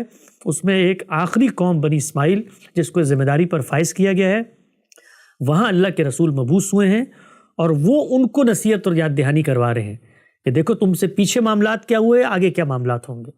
تو بتایا ہے کہ اس پورے کے پورے جو خدا کی اسکیم تھی اس کے اندر یہ معاملات ہوئے ہیں. وہ پورا زمانہ ہے نبوت جب اللہ نے اپنے منتخب بندوں کو روئے زمین پر بھیجا، اس کی قسم کھا کے بتائی جا رہی ہے کہ یہ کتنی بڑی اللہ کی غیر معمولی نشانی تھی جو زمین پر نمودار ہوئی. والعصر ان الانسان لفی خسر، یعنی جب وہ ہوئی لیکن اس کے باوجود انسان جو کچھ تھے جو ان کے عہد میں پیدا ہوئے وہ کتنے خسارے میں ہیں، سوائے ان لوگوں کے جو ان پر ایمان لاتے ہیں اور یہ آگے نیک صفات اپناتے ہیں. تو یہ سیاق و سباق ہے، کانٹیکسٹ ہے، قرآن کا مضمون ہے، مدعا ہے، صورتوں کی پلیسمنٹ ہے اس جگہ پہ وہ آئی ہیں جس سے یہ الف لام واضح ہوتا ہے کہ عہد کا الف لام ہے، اور اس سے مراد ایک مخصوص عہد ہے. جی بہت شکریہ باسط بھائی. نیکسٹ کالر ہمارے ساتھ ہیں سلمان بھائی. سلمان بھائی آپ اپنا مائک انمیوٹ کر کے سوال کر سکتے. السلام علیکم برار بھائی، حسن بھائی. وعلیکم السلام. جی آ رہی جی جی لاسٹ ٹائم بھی میں آیا تھا تو ایک سوال تو پوچھ لیا تھا، ایک رہ گیا تھا، تو میں اس کو آج پوچھ لیتا ہوں حسن بھائی سے. وہ سورہ نساء کی آیت نمبر 24 کے حوالے سے تھا. میں نے یہ پوچھا تھا کہ یہ آیت جو ہے سورہ نساء کی آیت نمبر 24، اس میں یہ حصہ جو بتایا جاتا ہے میں پڑھ دیتا ہوں. فَمَسْتَمْتَعْتُمْ بِهِ مِنْهُنَّ فَآتُوهُنَّ أُجُورَهُنَّ فَرِيضَةً وَلَا جُنَاحَ عَلَيْكُمْ فِي مَا تَرَاضَيْتُمْ بِهِ مِنْ بَعْدِ الْفَرِيضَةِ. تو یہ حصہ بہت لمبی ایک فہرست ہے اسکالرس کی، جیسے امام فخر الدین رازی ہیں، امام طبری ہیں، جلال الدین سیوطی ہیں، ابن عاشور ہے، زمخشری ہے، اور بغوی ہیں، ابن عربی ہیں. اس تمام یہ سب بولتے ہیں، اس سے زیادہ بھی اسکالرس ہیں جو کہتے ہیں یہ والی آیت متع کی آیت تھی. اور پھر یہ بھی آگے وہ مانتے ہیں کہ پھر وہ جو حضرت علی کے حوالے سے خیبر کی جو حدیث ہے اس سے پھر وہ متع ختم کر دیا گیا، حرام کر دیا گیا. البتہ یہ حصہ جو ہے فمستعتم بھی سے یہ متع کی طرف منسوخ کیا جاتا ہے. تو پہلی بات تو یہ والی جو بات ہے کہ قرآن کی آیت ایک حدیث سے منسوخ ہو گئی، اس پہ حسن بھائی کیا کہیں گے؟ اور اگر ایسا ہی ہے تو، اگر ایسا نہیں ہے تو پھر یہ والا حصہ کس طرف ہمیں دھیان دلاتا ہے، کیا بات کرتا ہے؟ اور وہ عورتیں بھی تم پر حرام ہیں جو کسی کے نکاح میں ہوں، الا یہ کہ وہ تمہاری ملکیت میں آ جائیں. یہ اللہ کا قانون ہے جس کی پابندی تم پر لازم کی گئی ہے، اور ان کے ماں سوا جو عورتیں ہیں ان کا مہر ادا کر کے اپنے مال کے ذریعے سے انہیں حاصل کرنا تمہارے لیے حلال ہے، اس شرط کے ساتھ کہ تم پاک دامن رہنے والے ہو، نہ کہ بدکاری کرنے والے. تو یہاں پر یہ کہا گیا ہے کہ مال کے ذریعے انہیں حاصل کرنا حلال ہے، جائز ہے. تو اس سے جو چیز واضح ہوتی ہے وہ تو یہ ہے کہ یہ مہر کی بات یہاں پہ ہو رہی ہے، یعنی مہر کے ساتھ ہونا چاہیے، یہ نکاح کی ایک لازمی شرط ہے. چنانچہ اگر آگے آپ دیکھیں نا، ہدایت فرمائی گئی ہے کہ اس سے پہلے کہ اگر کسی عورت کا مہر ادا نہیں کیا گیا تو اسے فوراً ادا کر دیا جائے. تو یہ آگے زیر بحث ہے. تو یہ مہر کیا ہے؟ یہ مہر مرد اور عورت کا جو نکاح ہے وہ مہر کے ذریعے ہی رفاقت کے اندر عہد باندھنے کے لیے منتقل کرتا ہے. تو قرآن مجید جو ہے بسا اوقات اس کا اسلوب ایسے ہوتا ہے کہ وہ تقابل میں کسی چیز کو لا کر پہلی چیز کو حذف کر دیتا ہے. آگے پڑھیے نا آیت میں، اسی آیت میں آگے بیان کیا کہ اس شرط کے ساتھ کہ تم پاک دامن رہنے والے ہو، نہ کہ بدکاری کرنے والے.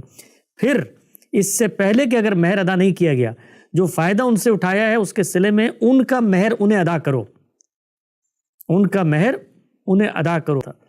تو یہ ادا کیا جائے گا، اور پھر اس کے بعد اگر مہر ادا نہیں کرتے تو پھر آپ آپس میں بتا دیا گیا ہے.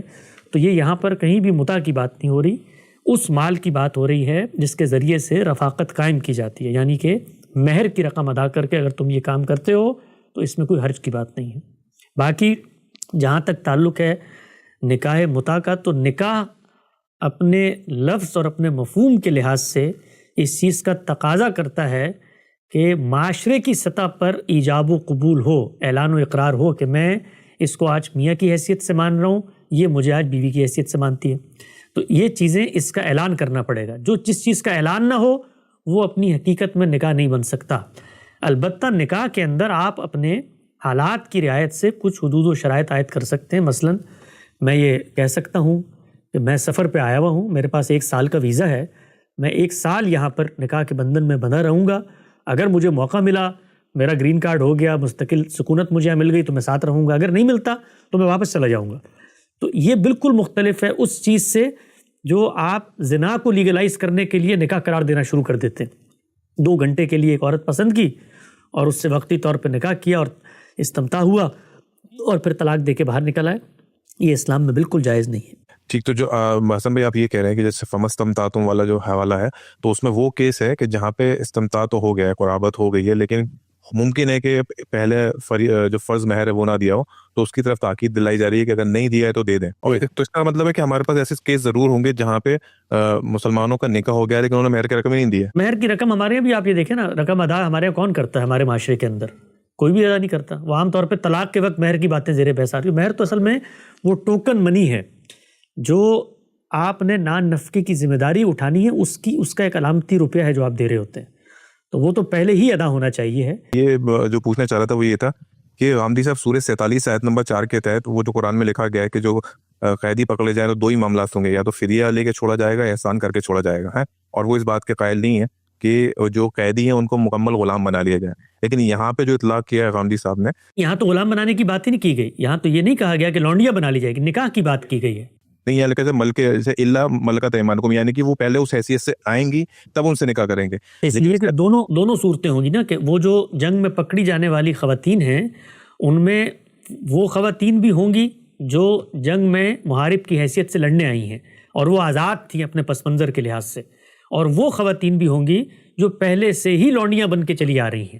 تو جو لونڈیاں بن کے چلی آ رہی ہیں، سورہ محمد کی جو آیت ہے اما منن بعد و اما فدا، اس کے تحت بھی ان کے بارے میں یہ طے نہیں کیا گیا، وہ جنگی قیدیوں کے بارے میں طے کیا گیا کہ آج کے بعد کوئی نئی بنائی جائیں گی لونڈیاں یا غلام. جو پہلے سے چلی آ رہی ہیں ان کے معاملے میں تو وہی قانون ہے جو تدریج کا قانون ہے. تو یہاں پر بھی دونوں صورتیں ہوں گی. اگر لونڈیاں آئی ہیں تو لونڈیوں کے ساتھ لونڈیوں والا معاملہ ہوگا، اور اس کو تو دین نے تدریج پہ چھوڑ دیا، کیونکہ نئی لونڈی تو آپ بنا ہی نہیں رہے، وہ تو لونڈی تھی، جنگ میں بھی لونڈی کی صورت میں پکڑ میں آ گئی ہے. تو آپ اس کو کچھ نہیں بنا رہے، اس کا جو اسٹیٹس تھا وہ وہی ہے، آپ نے نہیں تبدیل کیا. آزاد آ گئی ہے اور اس کا نکاح ہوا تھا تو آپ سے آپ باطل ہو گئے. نیکسٹ کالر کو لیتے ہیں. منصور احمد کے نام سے ایک بھائی نے جوائن کیا ہے. جی منصور بھائی، آپ اپنا مائک انمیوٹ کر کے سوال کر سکتے ہیں. السلام علیکم حسن بھائی. وعلیکم السلام. حسن بھائی، ایک روایت پیش کر کے ایک اصولی سوال کرنے کی کوشش کروں گا. وہ روایت مسلم میں 1633 نمبر پہ ملتی ہے، جس میں ہے کہ رسول اللہ صلی اللہ علیہ وسلم سے ثابت ہوتا ہے کہ بغیر خوف اور بغیر بارش کے بھی وہ نماز جمع کر لیتے تھے. تو اس طرح کی احادیث یا جتنے بھی متون ہمیں قرآن و سنت یا دین میں ملتے ہیں، ان کو جس طرح سے جنرلی انٹرپریٹ کر لیا جاتا ہے کہ پھر اس کا مطلب ہے کہ بلا کسی عذر کے نماز جمع کرنے کا حکم یہاں سے نکل رہا ہے. تو آپ نے پچھلی نشست میں بھی اہل حدیث ذہنیت اور ہرمیونیٹکس پہ بات کی تھی، تو اس روایت کو مثال کے طور پہ رکھ کے آپ اس پہ روشنی ڈالیں کہ یہ اہل حدیث ذہنیت اور ہرمیونیٹکس کیا ہوتا ہے. جی دیکھیے، جو بھی روایت ہمارے سامنے آتی ہے، سب سے پہلے ہمیں یہ دیکھنا ہوتا ہے کہ قرآن مجید کی کون سی اصل ہے جس کی شرح و وضاحت کر رہی ہے.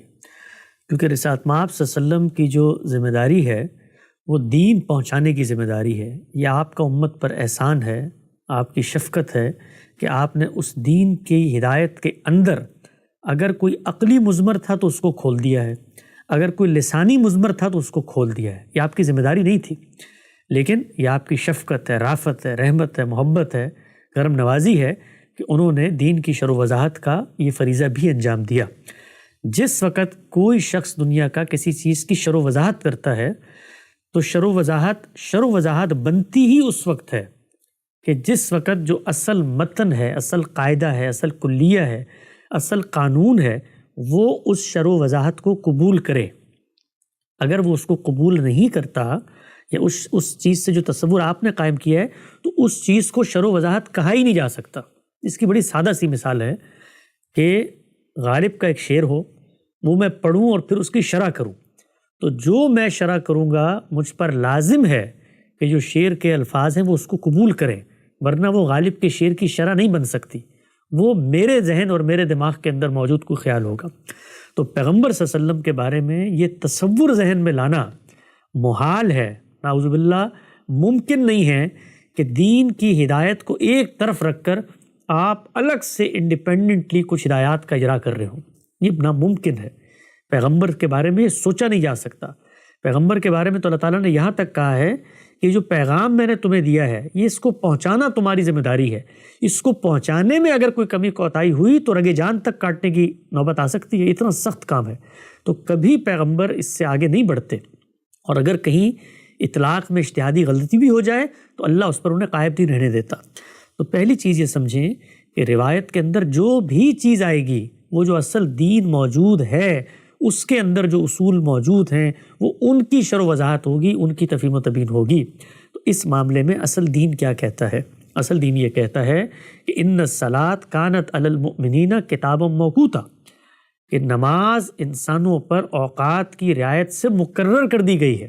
گویا نماز اس وقت ادا کی جائے گی جس وقت اس کا اوقات متعین اور طے ہے، اور نمازوں کے جو اسماء ہیں، نام ہیں، فجر، ظہر، عصر، مغرب، عشاء، یہی ان کے اوقات بھی ہیں۔ گویا اوقات ہی کو اسماء میں ڈال دیا گیا، نام میں بدل دیا گیا۔ انہی میں نماز قرآن نے لازم کی ہے، یہی سنت قائم کی گئی ہے۔ اس میں تو اختلاف ہو سکتا ہے کہ ان اوقات کے اندر آپ نے کب نماز پڑھنی ہے، اس میں رسالت پاک صلی اللہ علیہ وسلم کا بھی اسوہ ہوگا، اس میں موسم اور حالات کا بھی دخل ہوگا۔ مثال کے طور پہ گرمیاں زیادہ ہیں تو آپ ذرا ٹھنڈا کر کے ظہر کو عصر کے قریب پڑھ لیتے ہیں۔ تو یہ تو طے ہے کہ اوقات کی رعایت سے نماز فرض کی گئی ہے۔ اب کوئی شخص بغیر کسی عذر کے، بغیر کسی استثناء کے اس کے اندر کوئی تبدیلی تغیر نہیں کر سکتا۔ پھر قرآن مجید نے ہمیں خود بتایا کہ بعض ایسے حالات درپیش ہوتے ہیں، عبادات کے اندر یہ چیز پیش نظر رہنی چاہیے کہ تیسیر کا اصول ہے، وہاں پر استرار کا اصول نہیں، حلت و حرمت میں استرار ہوتا ہے، عبادات میں تیسیر ہے، یعنی غیر معمولی مشقت اگر آ گئی ہے تو آپ نے آسانی کی طرف چلے جانا ہے، خود اللہ تعالیٰ نے رخصت دے دی ہے۔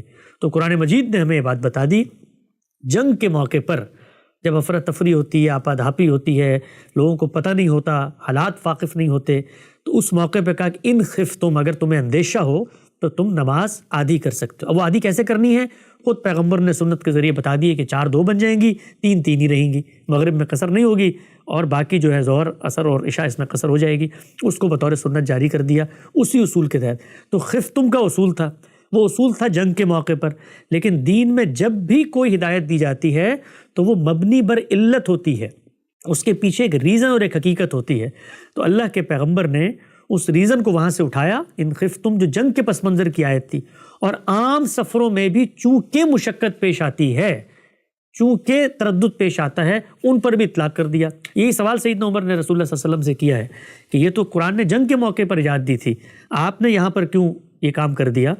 تو انہوں نے فرمایا کہ اللہ کی عنایت ہے، یعنی مشقت کے موقع پر خدا کی یہ عنایت ہے، رخصت ہے، اس سے فائدہ اٹھاؤ۔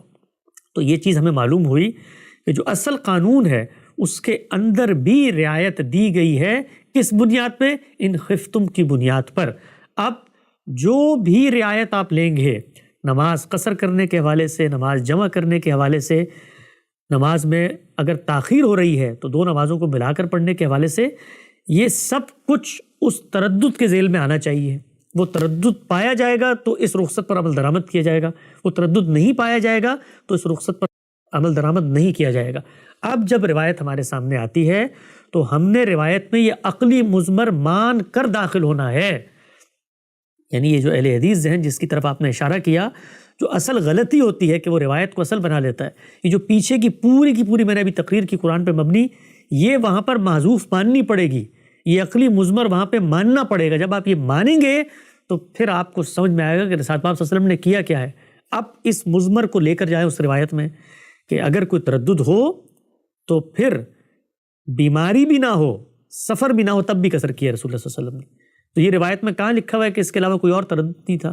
بتایا یہ گیا ہے کہ بیماری بھی نہیں تھی اور سفر بھی نہیں تھا, تب بھی آپ نے کیا. اس کا مطلب کیا ہے؟ اس کا مطلب یہ ہے کہ عذر پایا جائے گا, کوئی اور پہلو ہو سکتا ہے, تو اس کے اندر اگر انہوں نے یہ دونوں چیزوں کو استعمال نہیں کیا تو کوئی تیسرا عذر ہوگا جس کی وجہ سے انہوں نے یہ کام کیا ہے. اگر تیسرا عذر نہیں ہے تو اس کا مطلب اصل قانون کے اندر آپ نے ایک ترمیم کر دی ہے. تو اصل قانون کے اندر اگر آپ ترمیم کرتے ہیں تو اس ترمیم کی صورت میں آپ کو یہ ماننا پڑے گا کہ روایت اس کو تبدیل کر رہی ہے. اور پھر اسی بات کو میں دہراتا ہوں کہ راوی یہ کہہ رہا ہے کہ آپ سفر میں بھی نہیں تھے, بیمار بھی نہیں تھے. بیماری کی بسا اوقات کیفیت کا آدمی اظہار کر دیتا ہے منہ سے, اور بسا اوقات وہ کیفیت اس کے داخل میں ہوتی ہے, پتہ ہی نہیں ہے کہ بیمار ہے کہ نہیں ہے. بیماریاں مختلف نوعیتوں کی ہوتی ہیں. بسا اوقات آدمی ذہنی خلجان میں ہوتا ہے, کسی تردد میں ہوتا ہے, اضطراب میں ہوتا ہے. تو بیماری آپ کو دیکھنے والے کو نہیں لگ رہی, لیکن ممکن ہے اندر کوئی نہ کوئی چیز چل رہی ہو. تو ان چیزوں کو مقدر مان کر آپ کو روایت کی طرف جانا چاہیے ہے. ان کو مقدر مانے بغیر جائیں گے نہ روایت سمجھ میں آئے گی, بلکہ اس کے نتیجے میں جو قرآن نے ایک قانون دیا ہے وہ قانون بھی مسخ ہو جائے گا. جی بہت شکریہ منصور بھائی جوائن کرنے کے لیے. جی حذیفہ بھائی آپ اپنا مائک انمیوٹ کر کے حسن بھائی سے آخری سوال کر سکتے ہیں. السلام علیکم ورحمۃ اللہ وبرکاتہ. وعلیکم السلام. جی حسن بھائی, میں تو سب سے پہلے آپ کو بتا دوں کہ میں مطلب اہل سنت والجماعت کا فالوور ہوں, مطلب اہل سنت والجماعت چاہتا ہوں. اور مطلب اگر مانتا ہوں, اگر پریکٹیکلی جس فقہ پہ چلتا ہوں وہ فقہ حنفی ہے. تو میرا مطلب ایک قسم کا آپ سے اشکال کی صورت میں ایک سوال ہوگا, ٹھیک ہے؟ ارشاد. اچھا, سب سے پہلے تو چھوٹی سی رہنمائی مطلب چاہیے ہوگی. مطلب آپ اور آپ کے استاد جس طرح غامدی صاحب ہیں, وہ فرماتے ہیں کہ ہم لوگ مطلب فراوی اسکول آف تھاٹ سے بلانگ کرتے ہیں. تو اسی طرح امین احسن صلاحی اور کیا کہتے ہیں حمید الدین فراوی صاحب. تو اگر آپ ان کو مطلب کوئی کتب بتا دیں جس کے اندر مطلب ان سے جو انہوں نے نظریات ہیں مطلب ان کو لے کے آگے چلیں, تو باقاعدہ وہ کتاب ہو ایک مطلب اس کے اندر وہ اصول ہوں, قواعد ہوں. تو مطلب جس اور میں بعد اصل سمجھ میں آ گیا, مطلب یہ میں آپ سے ایک قسم کی رہنمائی کے لیے پوچھتا ہوں. تو میں مطلب اگر پڑھنا کہاں کو وہ کون سی کتاب ہوگی؟ کہ اگر میں آپ کا سوال صحیح سمجھ کہوں تو مدرسہ فراہی کے اصولوں کو, ان کے اطلاقات کو, ان کے نظام فکر کو سمجھنے کے حوالے سے آپ نصاب کے بارے میں پوچھ رہے ہیں, ایسے ہی ہے؟ ہماری ویب سائٹ کے اوپر آپ اگر چلے جائیں تو وہاں پر اسلام کا آپ شعوری مطالعہ کرنا چاہتے ہیں تو اس حوالے سے 3 درجوں کے نصابات ہیں جنہیں ہم نے وہاں پر لسٹ کر دیا ہے. یہ لنک بھی انشاءاللہ آپ کو اس پروگرام کے بعد یہ حوالے کر دیں گے. وہاں پر ہم نے بتا دیا ہے کہ اگر آپ پڑھنا چاہتے ہیں قرآن مجید کے حوالے سے تو یہ تفسیریں ہیں فکر فراہی کی. خود مولانا فراہی کی تو مکمل تفسیر نہیں تھی, لیکن پہلی تفسیر تدبر قرآن لکھی گئی مولانا امین احسن اصلاحی صاحب نے, اور غامدی صاحب کی تفسیر البیان ہے. اور جو پرنسپل ہیں, جو اصول ہیں, وہ بھی جس طریقے سے آپ نے فرمایا فقہ حنفی کے آپ پیروں ہیں, تو وہاں پر بھی 2-3 نسلوں کے بعد جا کے منقع ہو کر وہ اصول سامنے آتے ہیں. تو خود مولانا فراہی نے قرآن فہمی کے اصول تو اپنی تفسیر کی ابتدا میں بیان کر دیے ہیں, اور مولانا اصلاحی نے ان کا اطلاق بھی کیا, پھر مبادی تدبر قرآن, مبادی تدبر حدیث ان کو واضح کیا. لیکن غامدی صاحب کی کتاب ہے میزان. اس میزان کے 2 مقدمات ہیں, ایک اصول و مبادی اور ایک دین حق. ان دونوں مقدمات کو آپ پڑھ لیں گے تو جو ہمارے پرنسپلز ہیں ان کے بارے میں آپ کو آگہی حاصل ہو جائے گی. اور اگر آپ بہت ہی مختصر طریقے پہ پڑھنا چاہتے ہیں جو ہمارے پرنسپلز ہیں, تو مقامات ایک کتاب ہے, آن لائن موجود ہیں یہ سب چیزیں. اس کے اندر ایک مضمون ہے اصول و مبادی کے نام سے, اس کے اندر اپنی پوری اپروچ کا خلاصہ غامدی صاحب نے بیان کر دیا. جی ٹھیک ہے. اچھا, میرا مین سوال یہ تھا کہ مطلب آپ لوگ جس طرح کہتے ہیں کہ قادیانی وغیرہ ان کے اوپر اطمینان حدت مطلب اس وجہ سے ہم لوگ ان کو کافر نہیں کہتے. اور اسی طرح اگر کوئی شخص ہو کہ میں اللہ تعالیٰ کو نہیں مانتا لیکن میں مسلمان ہوں, تو اس کے اوپر بھی یہی اصول لاگو ہوگا کہ مطلب اس کے اوپر اطمینان حجت نہیں ہوئی اور وہ بھی مسلمان ہے, اور کوئی قرآن کا انکار کرے اور پھر وہ یہی کہ میں مسلمان ہوں. کوئی ایک شخص آج تک, میں اپنے تجسس کے لیے پوچھ رہا ہوں, ملاقات ہوئی ہو آپ کی جو کہے میں اللہ کو نہیں مانتا پھر بھی مجھے مسلمان سمجھو؟ نہیں, ویسے میں پوچھ رہا ہوں اگر کوئی ایسا شخص آ جائے اور کہے کہ میں کیا کہتے ہیں قرآن کو نہیں مانتا, اللہ کو نہیں مانتا, لیکن میں ہوں مسلمان, تو مطلب اصولی پوائنٹ آف ویو میں پوچھ رہا ہوں نہیں, وہ کیا ہے مسلمان ہونا, کیا چیز ہوتی ہے؟ یعنی میں تو اس سے سوال کروں گا اس پر حکم لگانے سے پہلے کہ تم کہہ رہے ہو میں مسلمان ہوں, تو مسلمان کیا چیز ہوتی ہے جو تم ہو؟ ایک طرف تم یہ کہہ رہے ہو کہ میں اللہ کو نہیں مانتا اور میں قرآن کو نہیں مانتا اور میں مسلمان ہوں، تو مسلمان ہونا کیا چیز ہوتی ہے جس کا تم دعویٰ کر رہے ہو؟ بتاؤ نا کیا ہوتی ہے وہ اگر آگے سے مجھے کہے کہ مسلمان ہونے کا مطلب یہ ہے کہ رسول اللہ صلی اللہ علیہ وسلم پر ایمان لاؤ اور مثال کے طور پر سنت کو مانو، تو میں اس سے پوچھوں گا کہ یہ بات آپ کو کس نے کہی ہے کہ رسول اللہ پر ایمان لاؤ؟ یہ تو خدا نے کہی ہوگی نا، خدا کا پیغمبر تو ہوتا ہی خدا کا ہے، وہ خدا کو تو آپ مان نہیں رہے اور مسلمانی کا دعویٰ کر رہے ہیں۔ تو یہ جو مفروضے ہوتے ہیں میرے بھائی دنیا کے اندر، یہ کہیں نہیں پائے جاتے۔ کوئی شخص ایسا نہیں ہے کہ جو دنیا میں آ کر یہ کہے کہ میں تو خدا کو نہیں مانتا پھر بھی مجھے مسلمان کہو، میں رسول اللہ کی نبوت کو نہیں مانتا پھر بھی مجھے تم مسلمان کہو۔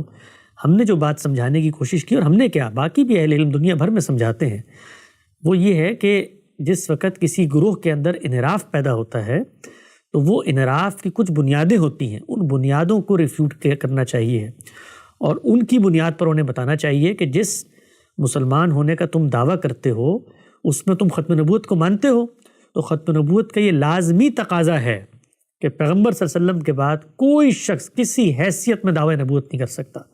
تو تم عقیدہ ختم نبوت جس کو مانتے ہو اس کے لوازم کو نہیں مان رہے، تو ان کو اس پر توجہ دلائی جائے گی، اور اس کے بعد وہ اپنی جو بھی شناخت معاشرے میں قائم رکھنا چاہتے ہیں، وہ کہتے ہیں مسلمان ہیں، تو میں ان کے نظریات پہ اگر کفر پایا جائے گا تو کفر کا اطلاق کر کے بتاؤں گا کہ یہ گروہ جو اپنے آپ کو مسلمان کہتا ہے یہ اس کفر کا ارتکاب کر رہا ہے، یہ گروہ جو اپنے آپ کو مسلمان کہتا ہے یہ شرک کا ارتکاب کر رہا ہے، یہ گروہ جو اپنے آپ کو مسلمان کہتا ہے یہ اس بدعت کا ارتکاب کر رہا ہے۔ بالکل ایسے ہی جیسے اللہ تعالیٰ نے بنی اسرائیل کو، جو کہ ان کی منتخب قوم ہے، ان کے بارے میں جا بجا خطاب کیا ہے کہ یہ وہ ہیں جو انبیاء کو قتل کر دیتے ہیں۔ آپ سوچیں یہاں تو ختم نبوت کی ایک تعبیر کے اندر اختلاف ہو رہا ہے، اور اختلاف کو وہ ہمارے ہی اہل سنت کی جو متفق علیہ بنیادیں ہیں ان کے اندر ایک رستہ نکال کے لے کے آ رہے ہیں کہ بھئی تم لوگ بھی مانتے ہو نا کہ سیدنا مسیح نے آنا ہے، تو ان کے آنے سے تو ختم نبوت کا انکار ہو جائے گا، تو ہم اس کا یہ حل نکالتے ہیں کہ ایک مسیح ہوگا جو سیدنا مسیح کے مشن کو پورا کرے گا،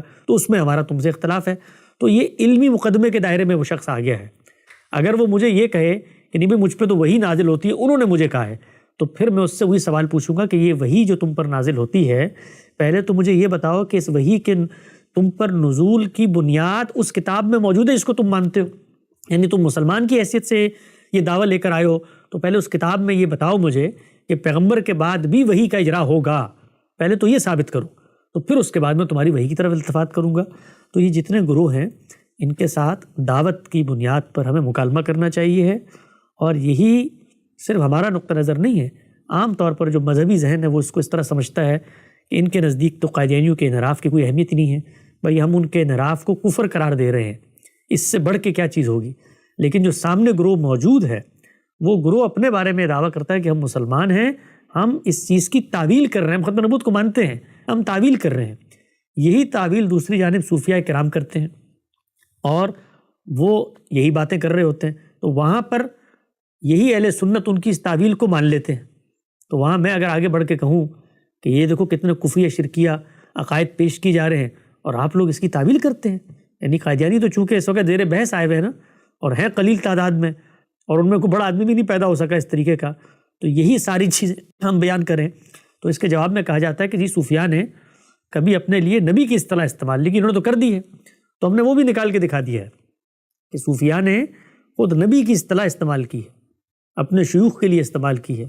میری ایک ویڈیو ہے بڑی تفصیلی، آپ اس کو دیکھ سکتے ہیں کہ شیخ ابن عربی نے کیسے شاہ عبد القادر جیلانی کے بارے میں یہ کہا ہے کہ ان کے قول کے بارے میں، کہ جب انہوں نے کہا یا معاشر الانبیاء، تو اس میں انبیاء سے کون مراد ہے؟ انبیاء اولیاء مراد ہیں، تو وہ بھی یہ سب کچھ کر رہے ہوتے ہیں۔ تو وہاں پر بھی کیا ہے، چونکہ وہ دعوی مسلمانی کر رہے ہیں تو ان کے دعوے کو تسلیم کر کے ان کے عقائد پر بات کی جاتی ہے۔ جی حسن بھائی، اچھا یہ جو شیخ ابن عربی بھی آپ نے بات کی ہے، یہ تو اب آپ کو بھی پتا ہوگا کہ وہ نبوت اصلی اور مطلب ان کو دو کیٹیگریز میں الگ الگ یہ کس نے حق دیا آپ کو؟ یہ نبوت کی دو کیٹیگریز بنانے کا حق کس نے دیا بھائی؟ نہیں، وہ یہ کہتے ہیں کہ جو کائنات میں ہر چیز اللہ تعالیٰ کی مطلب حکم پہ عمل کر رہی ہو، یہ قسم کی یہ بھی نبوت ہے۔ مطلب میں نہیں ہے اس طرح شہد کی مکھی کو وہی ہوتی ہے، ایسا نہیں ہے۔ ان کی کتاب کو پڑھیں، میں نے اس کے ریلیونٹ اقتباسات پیش کیے ہیں، وہ بتاتے ہیں کہ ہماری جو نبوت ہے اس کی نوعیت کیا ہے، وہ خضر علیہ السلام والی نبوت ہے، اور اس میں خضر کے جو علم تھا وہ موسیٰ کے علم سے زیادہ تھا۔ یہی معاملہ ہمارا ہے، یہ شہد کی مکھی والا معاملہ نہیں ہے۔ ان کا پورا نظام فکر پہلے پڑھیں، سمجھیں، اور پھر اس کے بعد اس موضوع پہ بات کریں۔ دیکھیں یہ ہے کہ آپ جس طرح کہہ رہے ہیں کہ اگر کوئی بندہ کہے گا کہ میں اللہ تعالیٰ کو مانتے نہیں ہوں تو پھر اس کے اسلام کا کیا مطلب ہے؟ تو یہیں پہ یہ سوال نہیں پیدا ہوتا کہ جو نبی صلی اللہ علیہ وسلم کو آخری نبی نہیں مانتا اس کے اسلام کا کیا مطلب ہے؟ اس کے اسلام میں آپ توبہ نہیں کر رہے ہو، جب اللہ تعالیٰ کو نہیں مانتا تو اس کے اسلام میں آپ توبہ کر رہے ہیں۔ سوال واضح ہے، آپ کا سوال واضح ہے۔ جس شخص کے بارے میں آپ دعویٰ کر رہے ہیں کیا اس کا موقف یہ ہے کہ وہ رسول پاک صلی اللہ علیہ وسلم کو آخری نبی نہیں مانتا؟ نہیں میں ان کے بارے میں دیکھیں یہ بھی احادیث میں آتا ہے، آپ تو مطلب میری نظر سے تعویل اور آپ کی نظر سے مطلب ان کو سمجھنے کا ایک الگ دعویہ ہے نا۔ ہماری عزیز درخواست ہوگی کہ اگر آپ کے پاس وقت ہو، موقع ہو، تو 23 اعتراضات سیریز میں تکفیر کے اوپر ہم نے تفصیلی نقطہ نظر پیش کیا ہے قرآن مجید کی روشنی میں، اس کو آپ سن لیں اور پھر انشاءاللہ اگلی نشست میں اگر اس پر کوئی ضمنی توضیحی سوال ہے تو پیش کریں۔ پہلے ہمارا موقف بنا استدلال کیا ہے اس کو جانیں کہ ہم کیوں مسلمانوں کو یہ حق نہیں دیتے، کیوں قرآن مجید نے پابند کر دیا ہے، سارا جان اچھا ان دونوں میں کوئی ڈفرنس مطلب کدھر آئے گا؟ مطلب اللہ تعالیٰ کی ذات ان دونوں میں ڈفرنس مطلب نہیں کہیں کہ کہاں پہ آئے؟ وہ آپ سیریز دیکھیں، اس میں تفصیلی طور پہ یہ بتایا گیا ہے کہ تکفیر کا حق ایک دینی حق ہے۔ قرآن مجید میں جہاں پر یہ جن گروہوں کے بارے میں زیر بحث آئی ہے وہاں وہ خود اپنے بارے میں یہ حق دعویٰ قبول کر کے کھڑے ہوئے ہیں کہ ہم کافر ہیں، ہم انکار کرتے ہیں۔ تو جو لوگ دنیا میں خود کافر بن کے رہنا چاہتے ہیں وہ کافر بن کے رہیں، اپنے بارے میں جو چاہتے ہیں وہ کہیں۔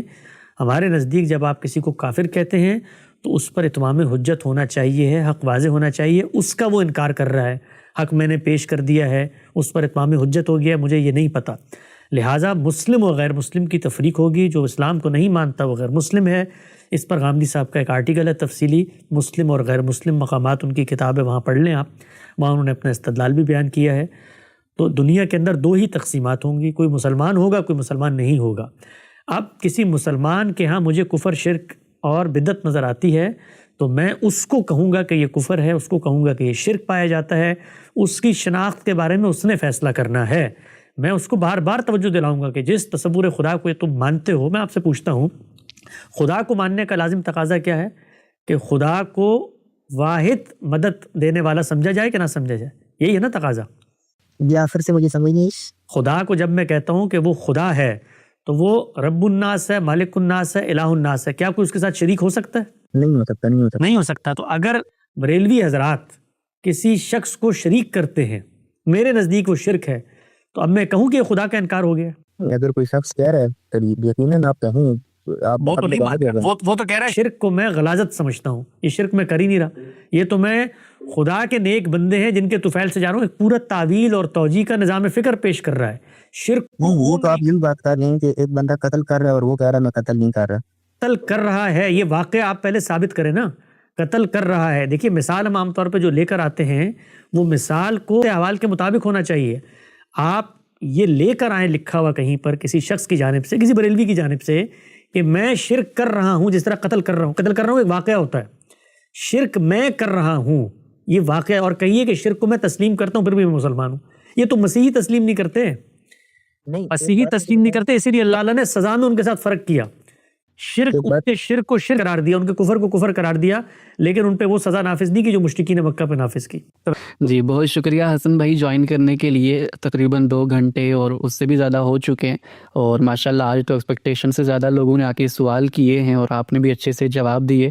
امید کرتے ہیں کہ دیکھنے والے تمام بھائیوں کو آج کا سیشن بھی اچھا لگا ہوگا۔ انشاءاللہ بہت جلد ملاقات کرتے ہیں ایک نئے آسک حسن کے سیریز کے ایپیسوڈ کے ساتھ، تب تک کے لیے جزاک اللہ خیرہ، اللہ حافظ، السلام علیکم ورحمۃ اللہ۔ وعلیکم السلام۔